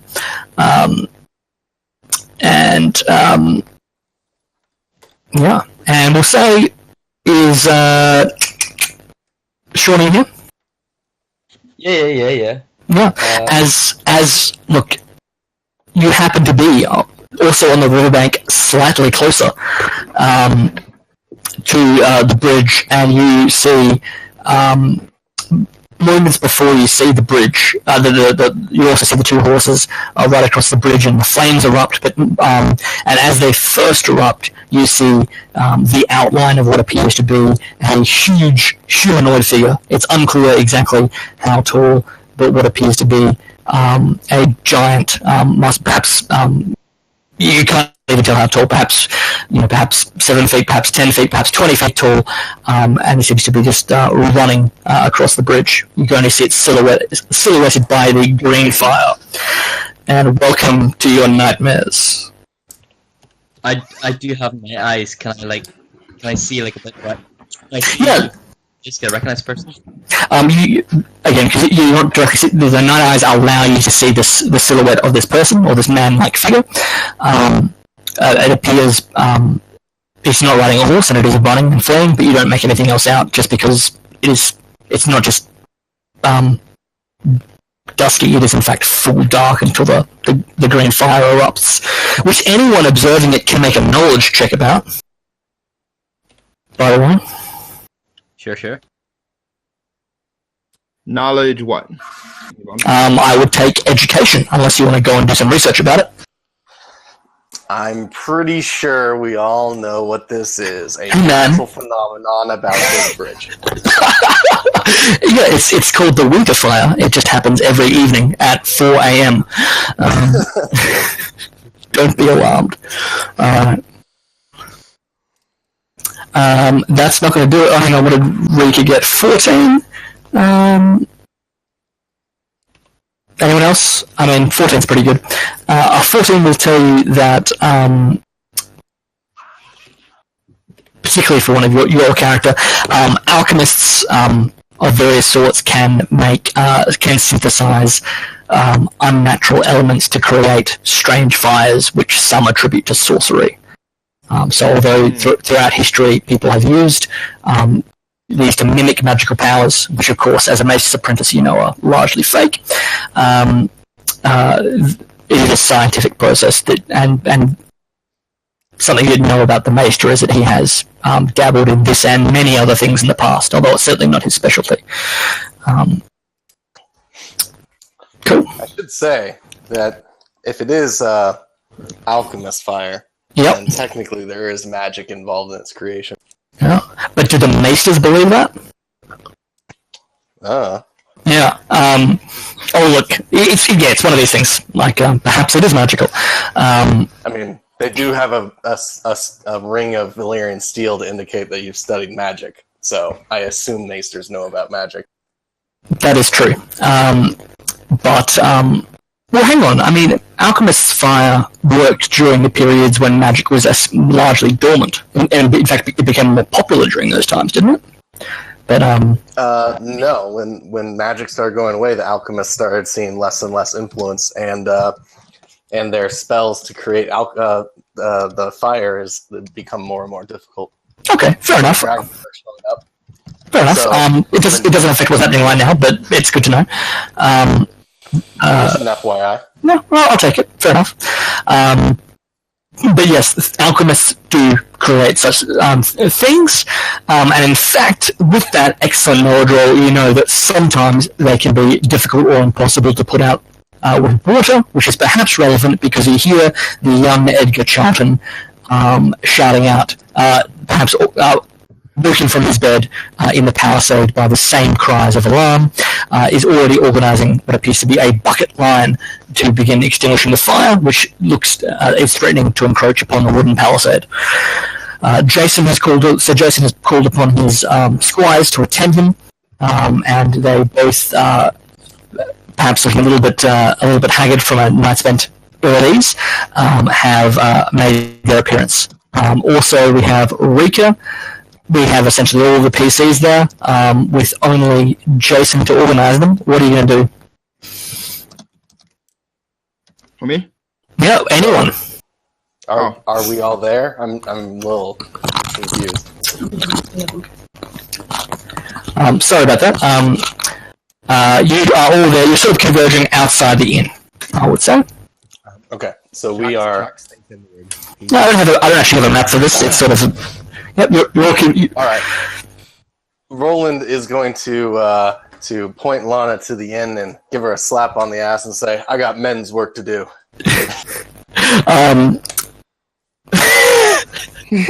I mean, she would laugh in normal circumstances, but she's thoroughly alarmed, and indeed takes your advice and runs into the inn, gathering her clothes around her as she does so.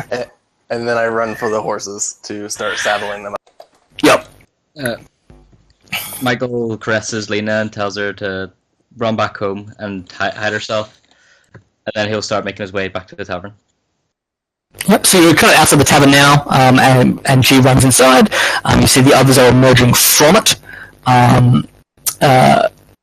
So Jason and the maester's servants have emerged from it. Jason has his sword in hand. As he sees them, and says, he shouts really for all and sundry to hear. There's been a murder. Lady Vards is dead, and he basically begins running for the palisade, which is only a couple hundred yards away, although if one of the squires interrupts him, he may take a moment to get astride his horse. I know this is a difficult scene in some ways. We don't have a map in front of us, but you have the inn, which is about 100 yards away from the palisade, which directly adjoins to the bridge, which is on fire. Edgar Charlton is trying to organise a bucket train from the river to at least try and stop the flame encroaching upon the palisade. You guys can choose to assist. You can perhaps try to pursue, or you can take some other action. Yeah, no, I'm pursuing. Like I've been running. Roland will pursue, knowing that he doesn't have the silver to pay the toll, anyways. All right. Well, as you pursue, presumably you'll. Rico, are you a horse, or are you on horseback? Horse. Yep. You don't have a horse. I do. You do. So you're on horseback. As you ride up to the bridge, I mean, I offered you guys a choice, but in some ways, those will be limited. The bridge is thoroughly aflame in unnatural green fire, which seems to burn the very stone itself, blackening it on contact. As you ride up to the bridge, you see one of Edgar Charlton's yeomen who was drinking with you early in the evening. He's screaming. His entire arm is aflame with the green flame, and he howls and he falls right by him. Yep, he falls to the side of your horse. But very much at this point, it's unclear whether you can forge a path through the flames on the bridge. It's much more engulfed by those fires than when the other two horses rode through.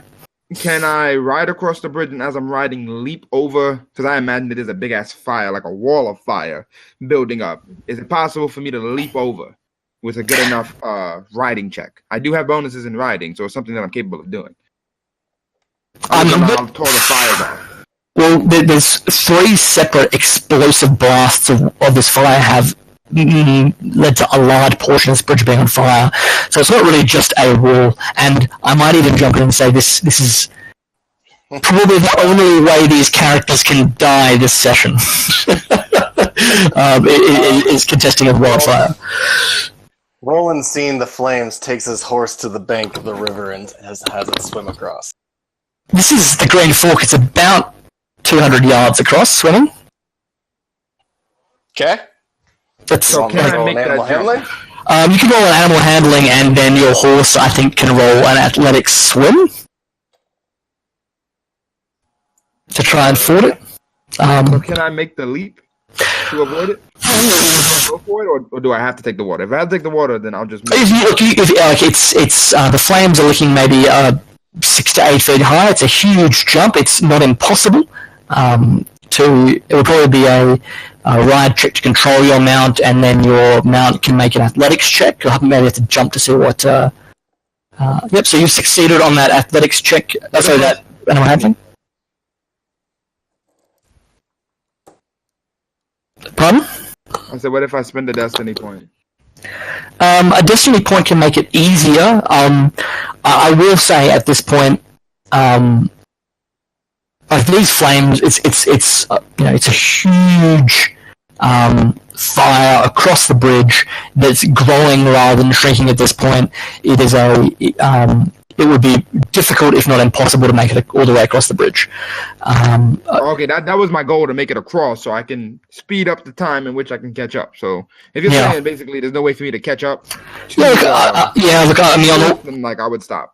Yeah, look, I'll say that then, and maybe I'll give you your free passive logic to say this is a terrible way to die.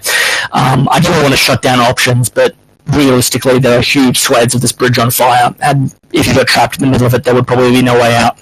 Given that even if this fire catches onto you, even jumping into the river might not save you. It can burn underwater. Wildfire, good fun. So your horse. Wildfire can't burn underwater because it extinguishes with oxygen.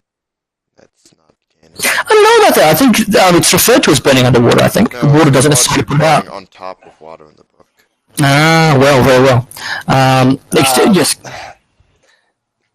That's arguable. But Yes, no, certainly in both there's cases. oxygen in water that it would be evaporating very quickly.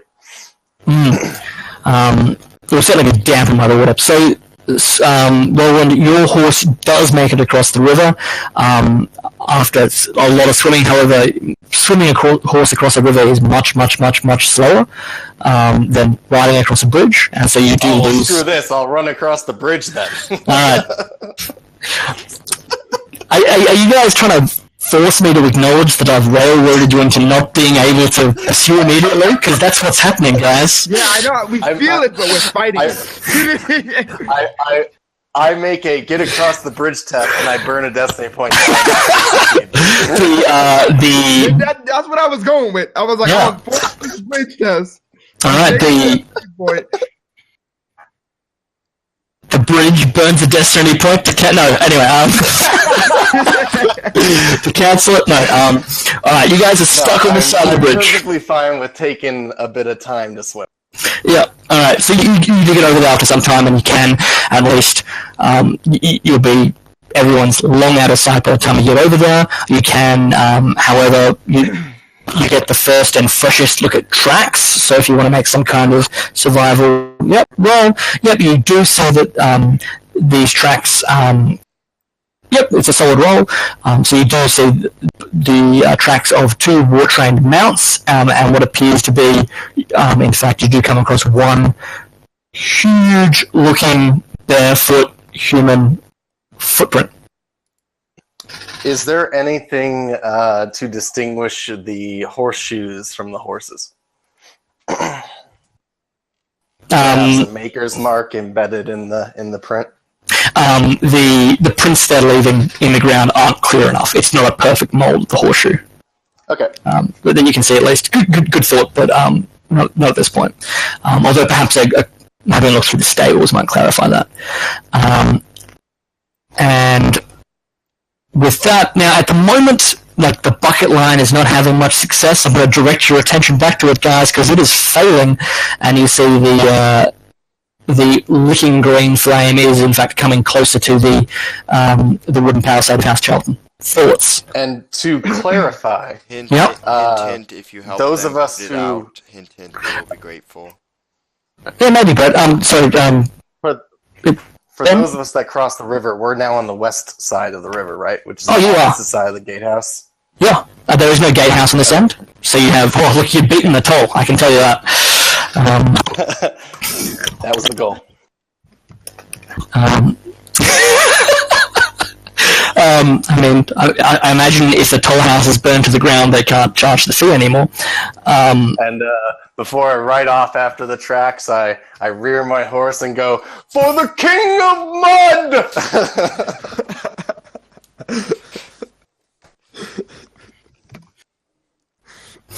Oh dear. And yeah, so you guys can choose some. You can help Edgar organize. So, Bet, were you getting involved with this? Saving the Charlton estate? Yeah, I'm gonna definitely try to do everything in my power.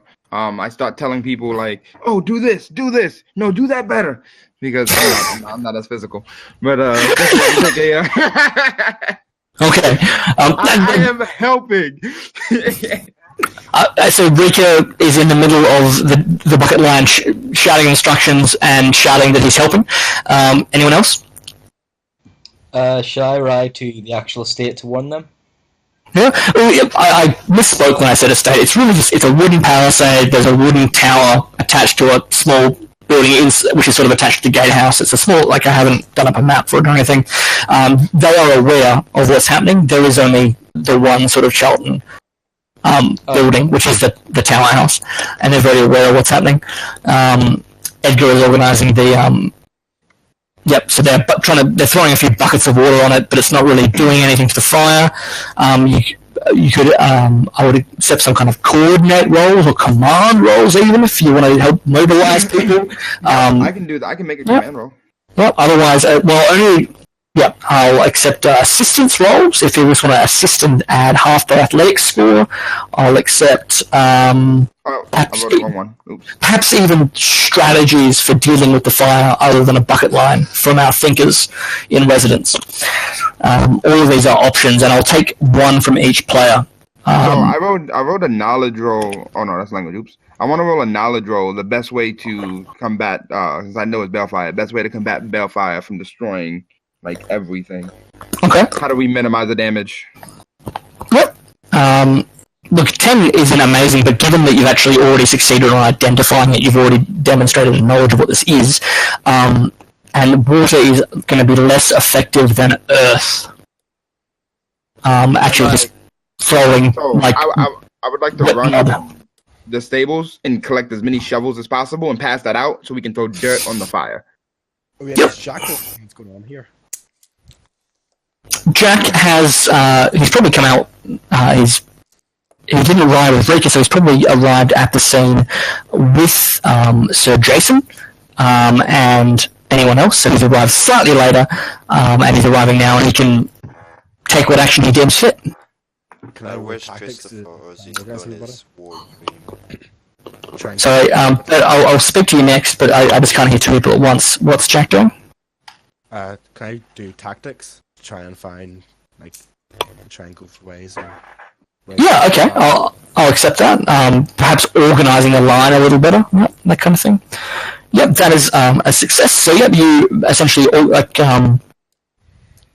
you encourage the line to work more effectively. You've got people running less for distance. There's more passing of buckets and tools when Rika arrives. So that people are essentially getting more water and then earth thrown on the fire for their effort. So that's a success. I'll take. Brett, you're going to go next.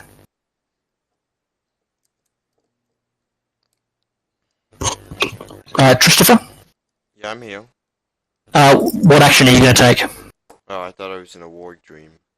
No, we'll wake you up just to engage in this. You arrive with, your war dream has ended. We'll go through that a little bit later because I don't want to disturb the scene too much. And you arrive on the scene with Sir Jason and the Maester Servant. Wait, Christopher doesn't know his lady's been killed. He has probably heard the cry from Sir Jason that Lady Vance has been murdered. But attention has swiftly been diverted by this huge inferno on the bridge. Christopher's gonna make a tasteless joke. Well, I guess I don't have to pay the toll.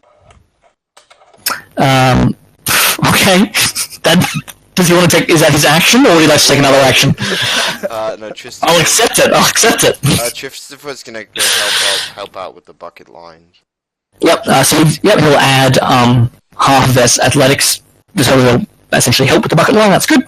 And I believe we've got Roland's pursuing or trying to catch a tail of the tracks. Christopher never gave permission for this bridge to be built anyway. So. Yeah. I mean, the gods have shown their disfavor that anyone would usurp his authority in that way. I think Michael. Hey, wait. Where's Arthur at this point? Your bird is probably flown around. You can call for it if you like. Right, I don't have the power to speak to its mind. I call for Arthur. It says, like, Arthur. You can bring it. He speaks about. It would respond to your commands. He says, basically makes a few hand gestures and tells it to follow the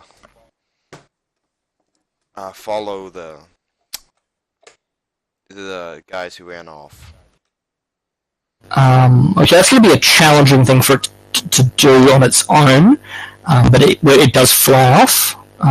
Well, technically, Animal Code, I don't have to roll anything. I instantly succeed on all orders. Yeah, I'm aware of that. So you've successfully given it the command, but its ability to understand you and to understand complex ideas, like who you're referring to, and how to find them, how to track them. So it will essentially go to pursue things in the direction you've indicated. It doesn't have a human mind. Do you have Warg or just Warg Dreams? Warg Dreams. It doesn't. Well, technically, Warg Dreams. It has some. When I'm a full Warg, it basically has pretty much similar personality traits to. Right, but you can't willingly just fall unconscious and into the bird. Right? Yeah, I can just tell to try and pursue them. Right. Because if you could warg, you could just turn into the bird and lead me where we're going. But unfortunately, and you can. Can I tell the bard to follow what's his name? You don't know where he is. Yeah, this is good. Because he's across the river, you don't know where he is, so you can't, just based on your knowledge. You can certainly tell the bird to follow, and perhaps it has some idea of what you're referring to by that. And so it will attempt to do that, but that won't be resolved this scene. But it is an instruction you give, and that may bear from some kind of fruit. We will take... I think the last one was Michael. Sean? Have you done something yet? Hello? Hello? Yeah. Sean? Yeah? I said I'll join the line. Oh, yeah, join the line as well.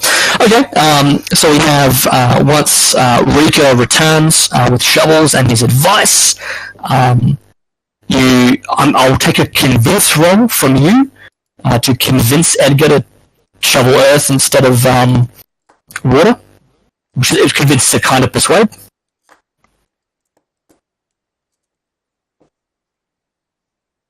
You want me to do that, or my? Yeah, because you're the one who's got the brainy idea to do that. Yep.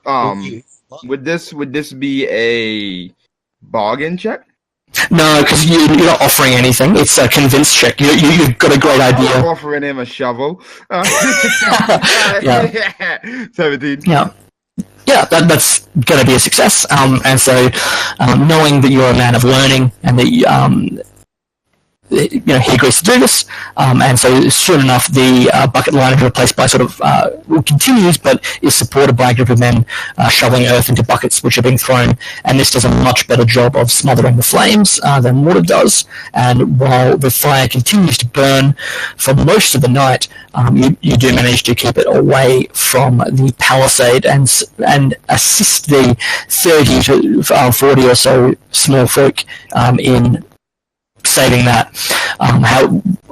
When dawn comes, you can see that the bridge is it remains standing, but is blackened and perhaps weakened by the flame.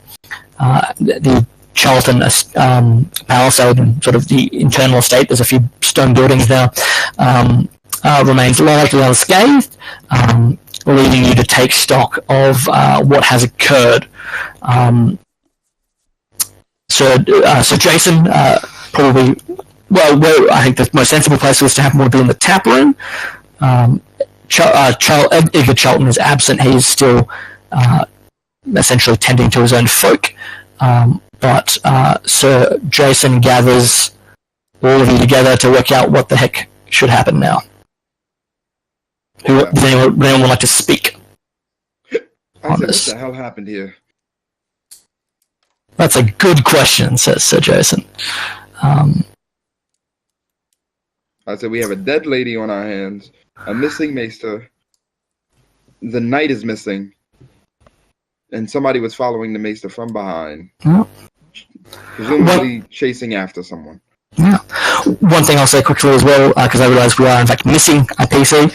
Roland, if you look at the tracks for a while, you do eventually make out a set of tracks to pursue. However, you are at this point at least half an hour behind and on your own at this point. And you're not entirely sure who you're pursuing. You can choose to set off alone, but perhaps the wiser course is to return to safety. This is Roland. Yeah. First of all, Wim. Oh, correct me, by all means. First of all, I assumed I would be able to find Giant's footprints and follow them. And second of all, wisdom is not the purview of young men. I'm going to continue on, and this is your fucking fault for not letting me play an older character. Alright, well, you assiduously follow tracks. They are spaced very far between, often as far as 10 feet between these footprints, and you follow them diligently, riding. This is still hours earlier, so it's still pre-drawn, and you follow the tracks carefully as you ride at some speed, trying to catch up, until, of course, you manage to ride directly into a tree branch, which knocks you from your mount, and you fall unconscious. I didn't say I was traveling quickly. But I thought you said you weren't wise. Alright. I mean, you'll follow them on your own, more slowly than they're traveling, and... Yeah, I assume I'm not going to catch these guys, but I want to know where they're going. Oh, yes. Report something back to the group. Okay. Certainly there does seem to be, it is not a main road at all, because the bridge hasn't existed for that long, but there is a simple track that leads onwards towards Hag's Mire, which is notorious. Do I know that that's an abbey? You know what? Sure. You do. You are aware that there is an abbey in Hag's Mire. You're also aware that it is known to be very treacherous ground to travel through at length. But is yes, you are. House Hay territory? No, House Hay is to the north of House Charlton. Hag's Mire is it's a complicated situation actually, and I'll take a knowledge or a status check to know more about it. Let me get my character sheet out. Can tournaments apply in some tortured manner? Sure, it applies to heraldry. Heraldry applies to... Why not? I'll take tournaments. You really like tournaments. It's brilliant. And then you rolled a 6. You know that there's an abbey. You know that there's an abbey. I'm going to add a bonus dice from Destiny Point. Yep, okay. May as well. You can do that now if you like.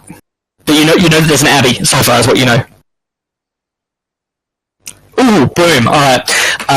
So the abbey, known as Hagspire Abbey, is technically the feudal underling of House Malister. which is a house largely in exile. And I'll see if I can. There we go. House which who? So the abbey itself was founded by House Mallister. Previously of Seaguard. However, House Mallister is now a house almost in exile, as it's lost all of its key lands, and that the abbot is sort of its last. The abbey is sort of its last own holding, and so it's House Mallister is all but extinguished, having but 20 swords to its name. And the prints follow or go in that direction. The prints definitely clearly go into the mire. And the hoof prints do not Follow. separate from the giants. They follow it clearly, for that matter. Yep. I will continue on as long as it doesn't leave the road. And if it leaves the road, then I stop following the tracks. Okay, you'll follow it for some time then. That's all right. I mean, it may even will may leave you there while the others decide whether they go the same way or whether they fight you out of the campaign. Let's go to Raven Tree, guys. No. All right. So the rest of you gather. We have the Maester's two servants who is missing. We have the ladies' two handmaids. Sorry. So Giscard should not be there. Let me know who else shouldn't be there. We have Jason back. We'll bring them all around.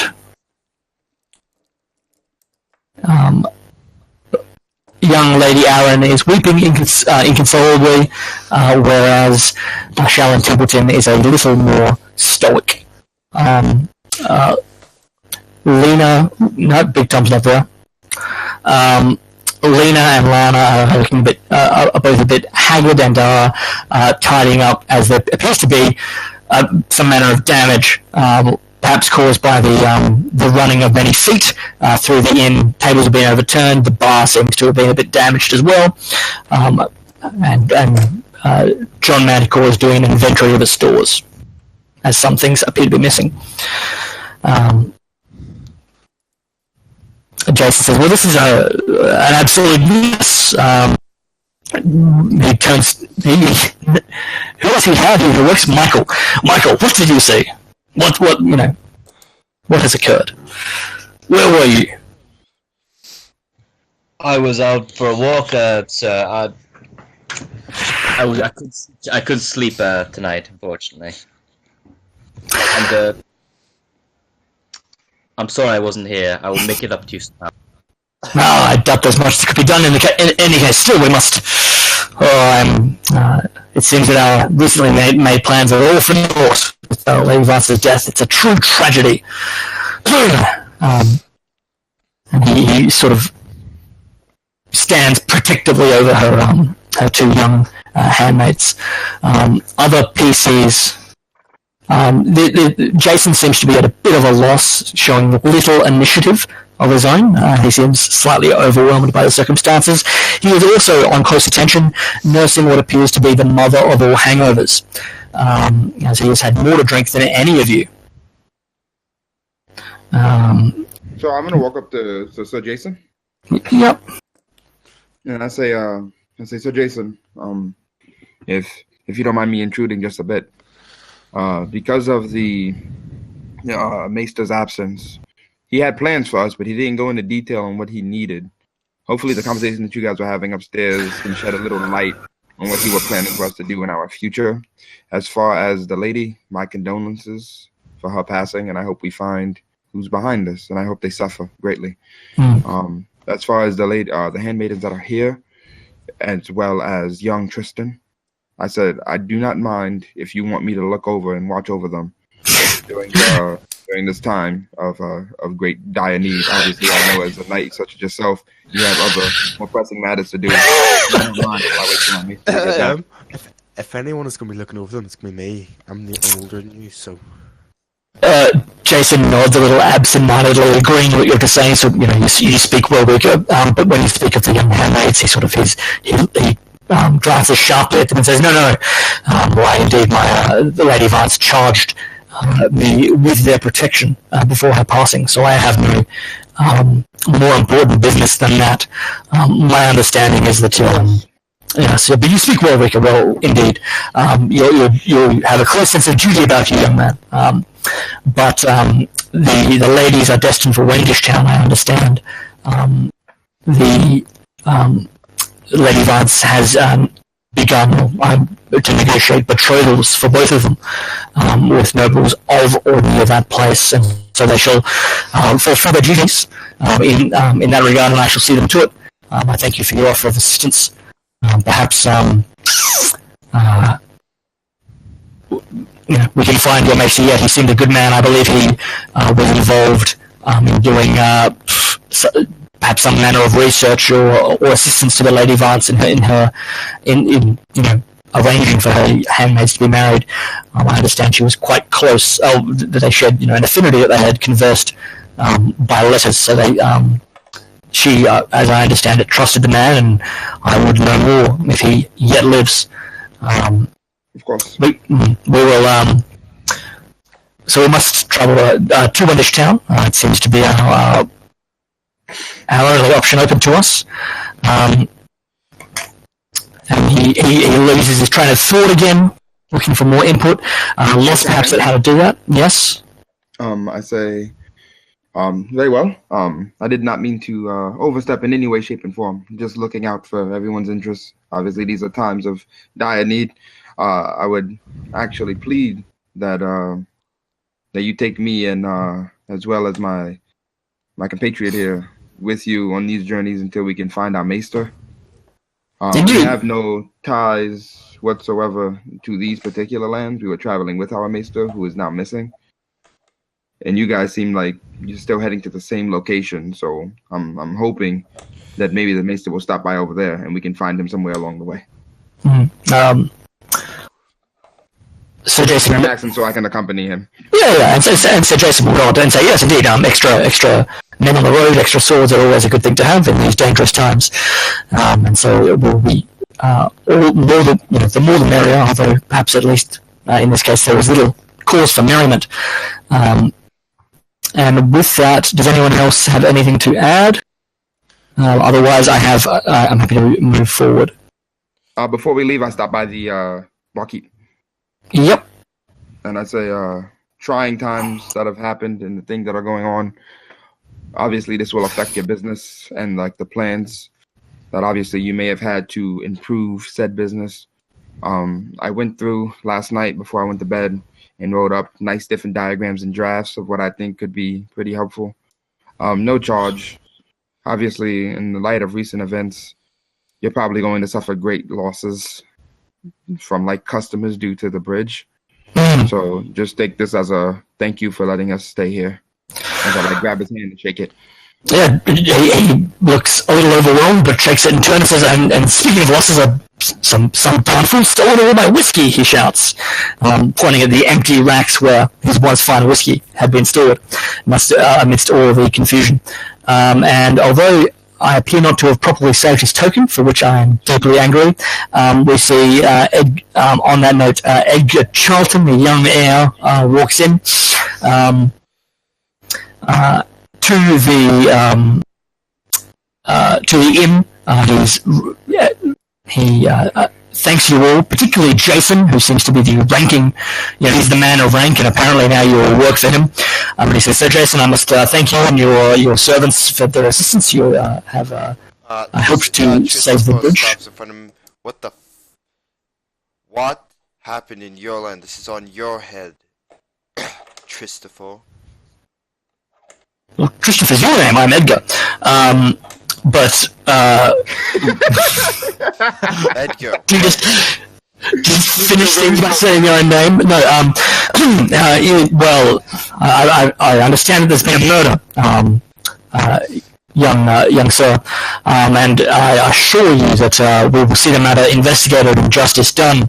I fear that this may all be an attempted sabotage of our bridge. You understand, perhaps, that it puts us in direct conflict, perhaps or direct competition with House Frey. I understand they had agents here earlier today, and I wonder if they were scouting out the bridge for such an attempted sabotage. I would see, and perhaps arrange the death of Lady Vance as a way to cover this, or as a way to distract those of you who did lend us much needed assistance. I would, and he looks past Christopher here towards Sir Jason. Sir Jason, I would have you investigate this matter. I understand the phrase spoke to some of my yeomen and indicated that they were travelling to Wendish Town and that you are travelling in the same direction. I would have you investigate this crime, and if you successfully... Also fine. Just fine. Then I shall go to Lady Vance's house. White Storming will burn the twins to the ground and reduce the house Frey to nothing but ash. Edgar looks at you and says, Christopher, I understand that you are in mourning for your lady, but I am speaking to Sir Jason. He is, of course, the man of rank in the situation, and it is his great reputation as a man of honour and keen fighting ability, which I have sought out here. Perhaps these knightly virtues are something you may learn from. I understand and appreciate your loss, and we shall take responsibility for seeing Lady Vance's body returned to her family in Atlanta with all appropriate ceremony and decorum.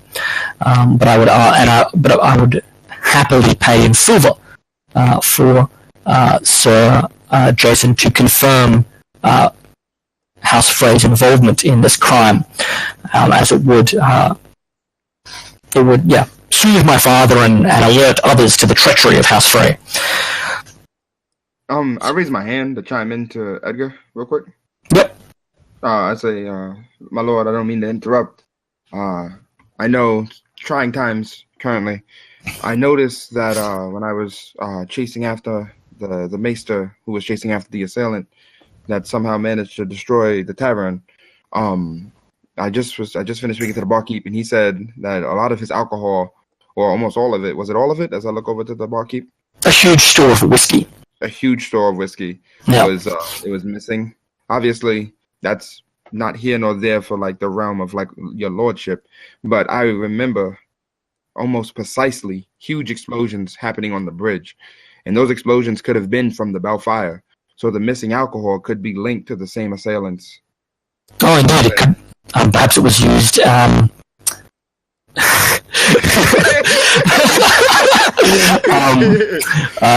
indeed, Edgar says that, well, I know little of such sorcery. Perhaps the alcohol, it was used as an incendiary for the flames, and which would again point to the death of Lady Vance being connected to these fires and the attempted sabotage to the bridge. You have my thanks, Rika. He nods to you again for your the way that you raise your hand in like a respectful way. Yes, indeed. The tavern for the barkeep. I said he also is taking significant losses due to all of this mess, and it's probably going to cut into his finances significantly and probably affect your taxes. I say, if you want, before I leave, I can draw up a couple of papers to help you. Edgar Frown says, we have higher priorities. I must see to mustering some of the town levies to make sure that the bridge is repaired and secured against other invasion. I have no time for financial matters. But yeah. I just love that. Are you going to do this with every character you come across? Can I do your taxes? Alright, yeah. So, to clarify, you guys, if this was a computer-based RPG, you would have two pending quests, which are to basically find evidence that House Frey is involved in this crime, and also to pursue whatever's just happened, which, to clarify, is meant to be confusing. Is meant to be a confusing event. And so if there are still unanswered questions, that's fine. Given Sir Bracken's high reputation, the two handmaids are content, though not thrilled, to be escorted to the tournament in Wendish Town. Sure they're not thrilled? You know, I am accompanying you. You know what I mean? I am with them. Yeah. I'm here to accompany to make sure they're good. You know what I mean? Yeah, the Warhound. Excuse me, my ladies. The Warhound corrals. Your finances are not in order. Rika, all things to all people. It's beautiful. All right. With that, it's presume you guys make plans relatively quickly. Perhaps you have 20 minutes to gather your things, to say your tender goodbyes where appropriate, because you will soon be riding across the now blackened and somewhat less stable bridge. Yep. Can I go to the bridge and see if I can find any clues at all or anything like that signals the fire? Or... Yeah, absolutely. So should I do that, or should I go to where the wall was broken? Well, look, both reveal probably a related clue in some ways, which was that as I mentioned earlier, the window frame was basically pulled out of the wall from the outside of the tavern, so the windows are shattered and everything like that. The shutters are shattered. In addition, with what couldn't be accomplished by mere human hands, so perhaps a team of horses could do it if they pulled out the windows. Similarly, the gates leading into the palisade had been pulled apart from the western side, so essentially the far side,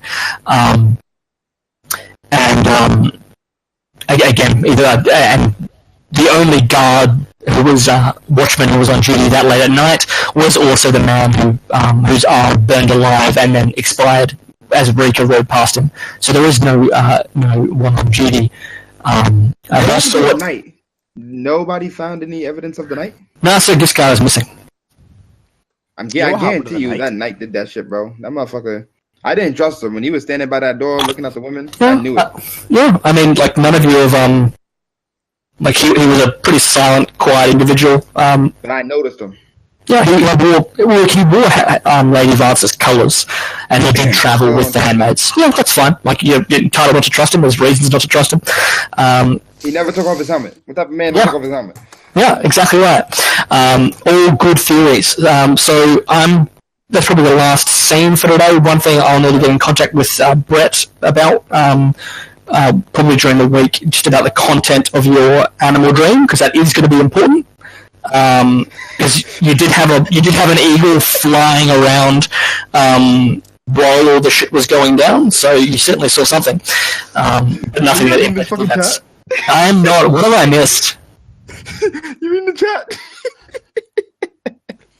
Yeah, I believe it. If we're going to end, I'm 23 minutes late to a different game. Oh, okay. Fair enough. You can certainly head off. I'll be in contact with you during the week, if that's all right. Yeah. Brett, just by chat, just to go over that. It's always just hard to do during the session because you weren't actually here when that mattered in any important time. So, see you.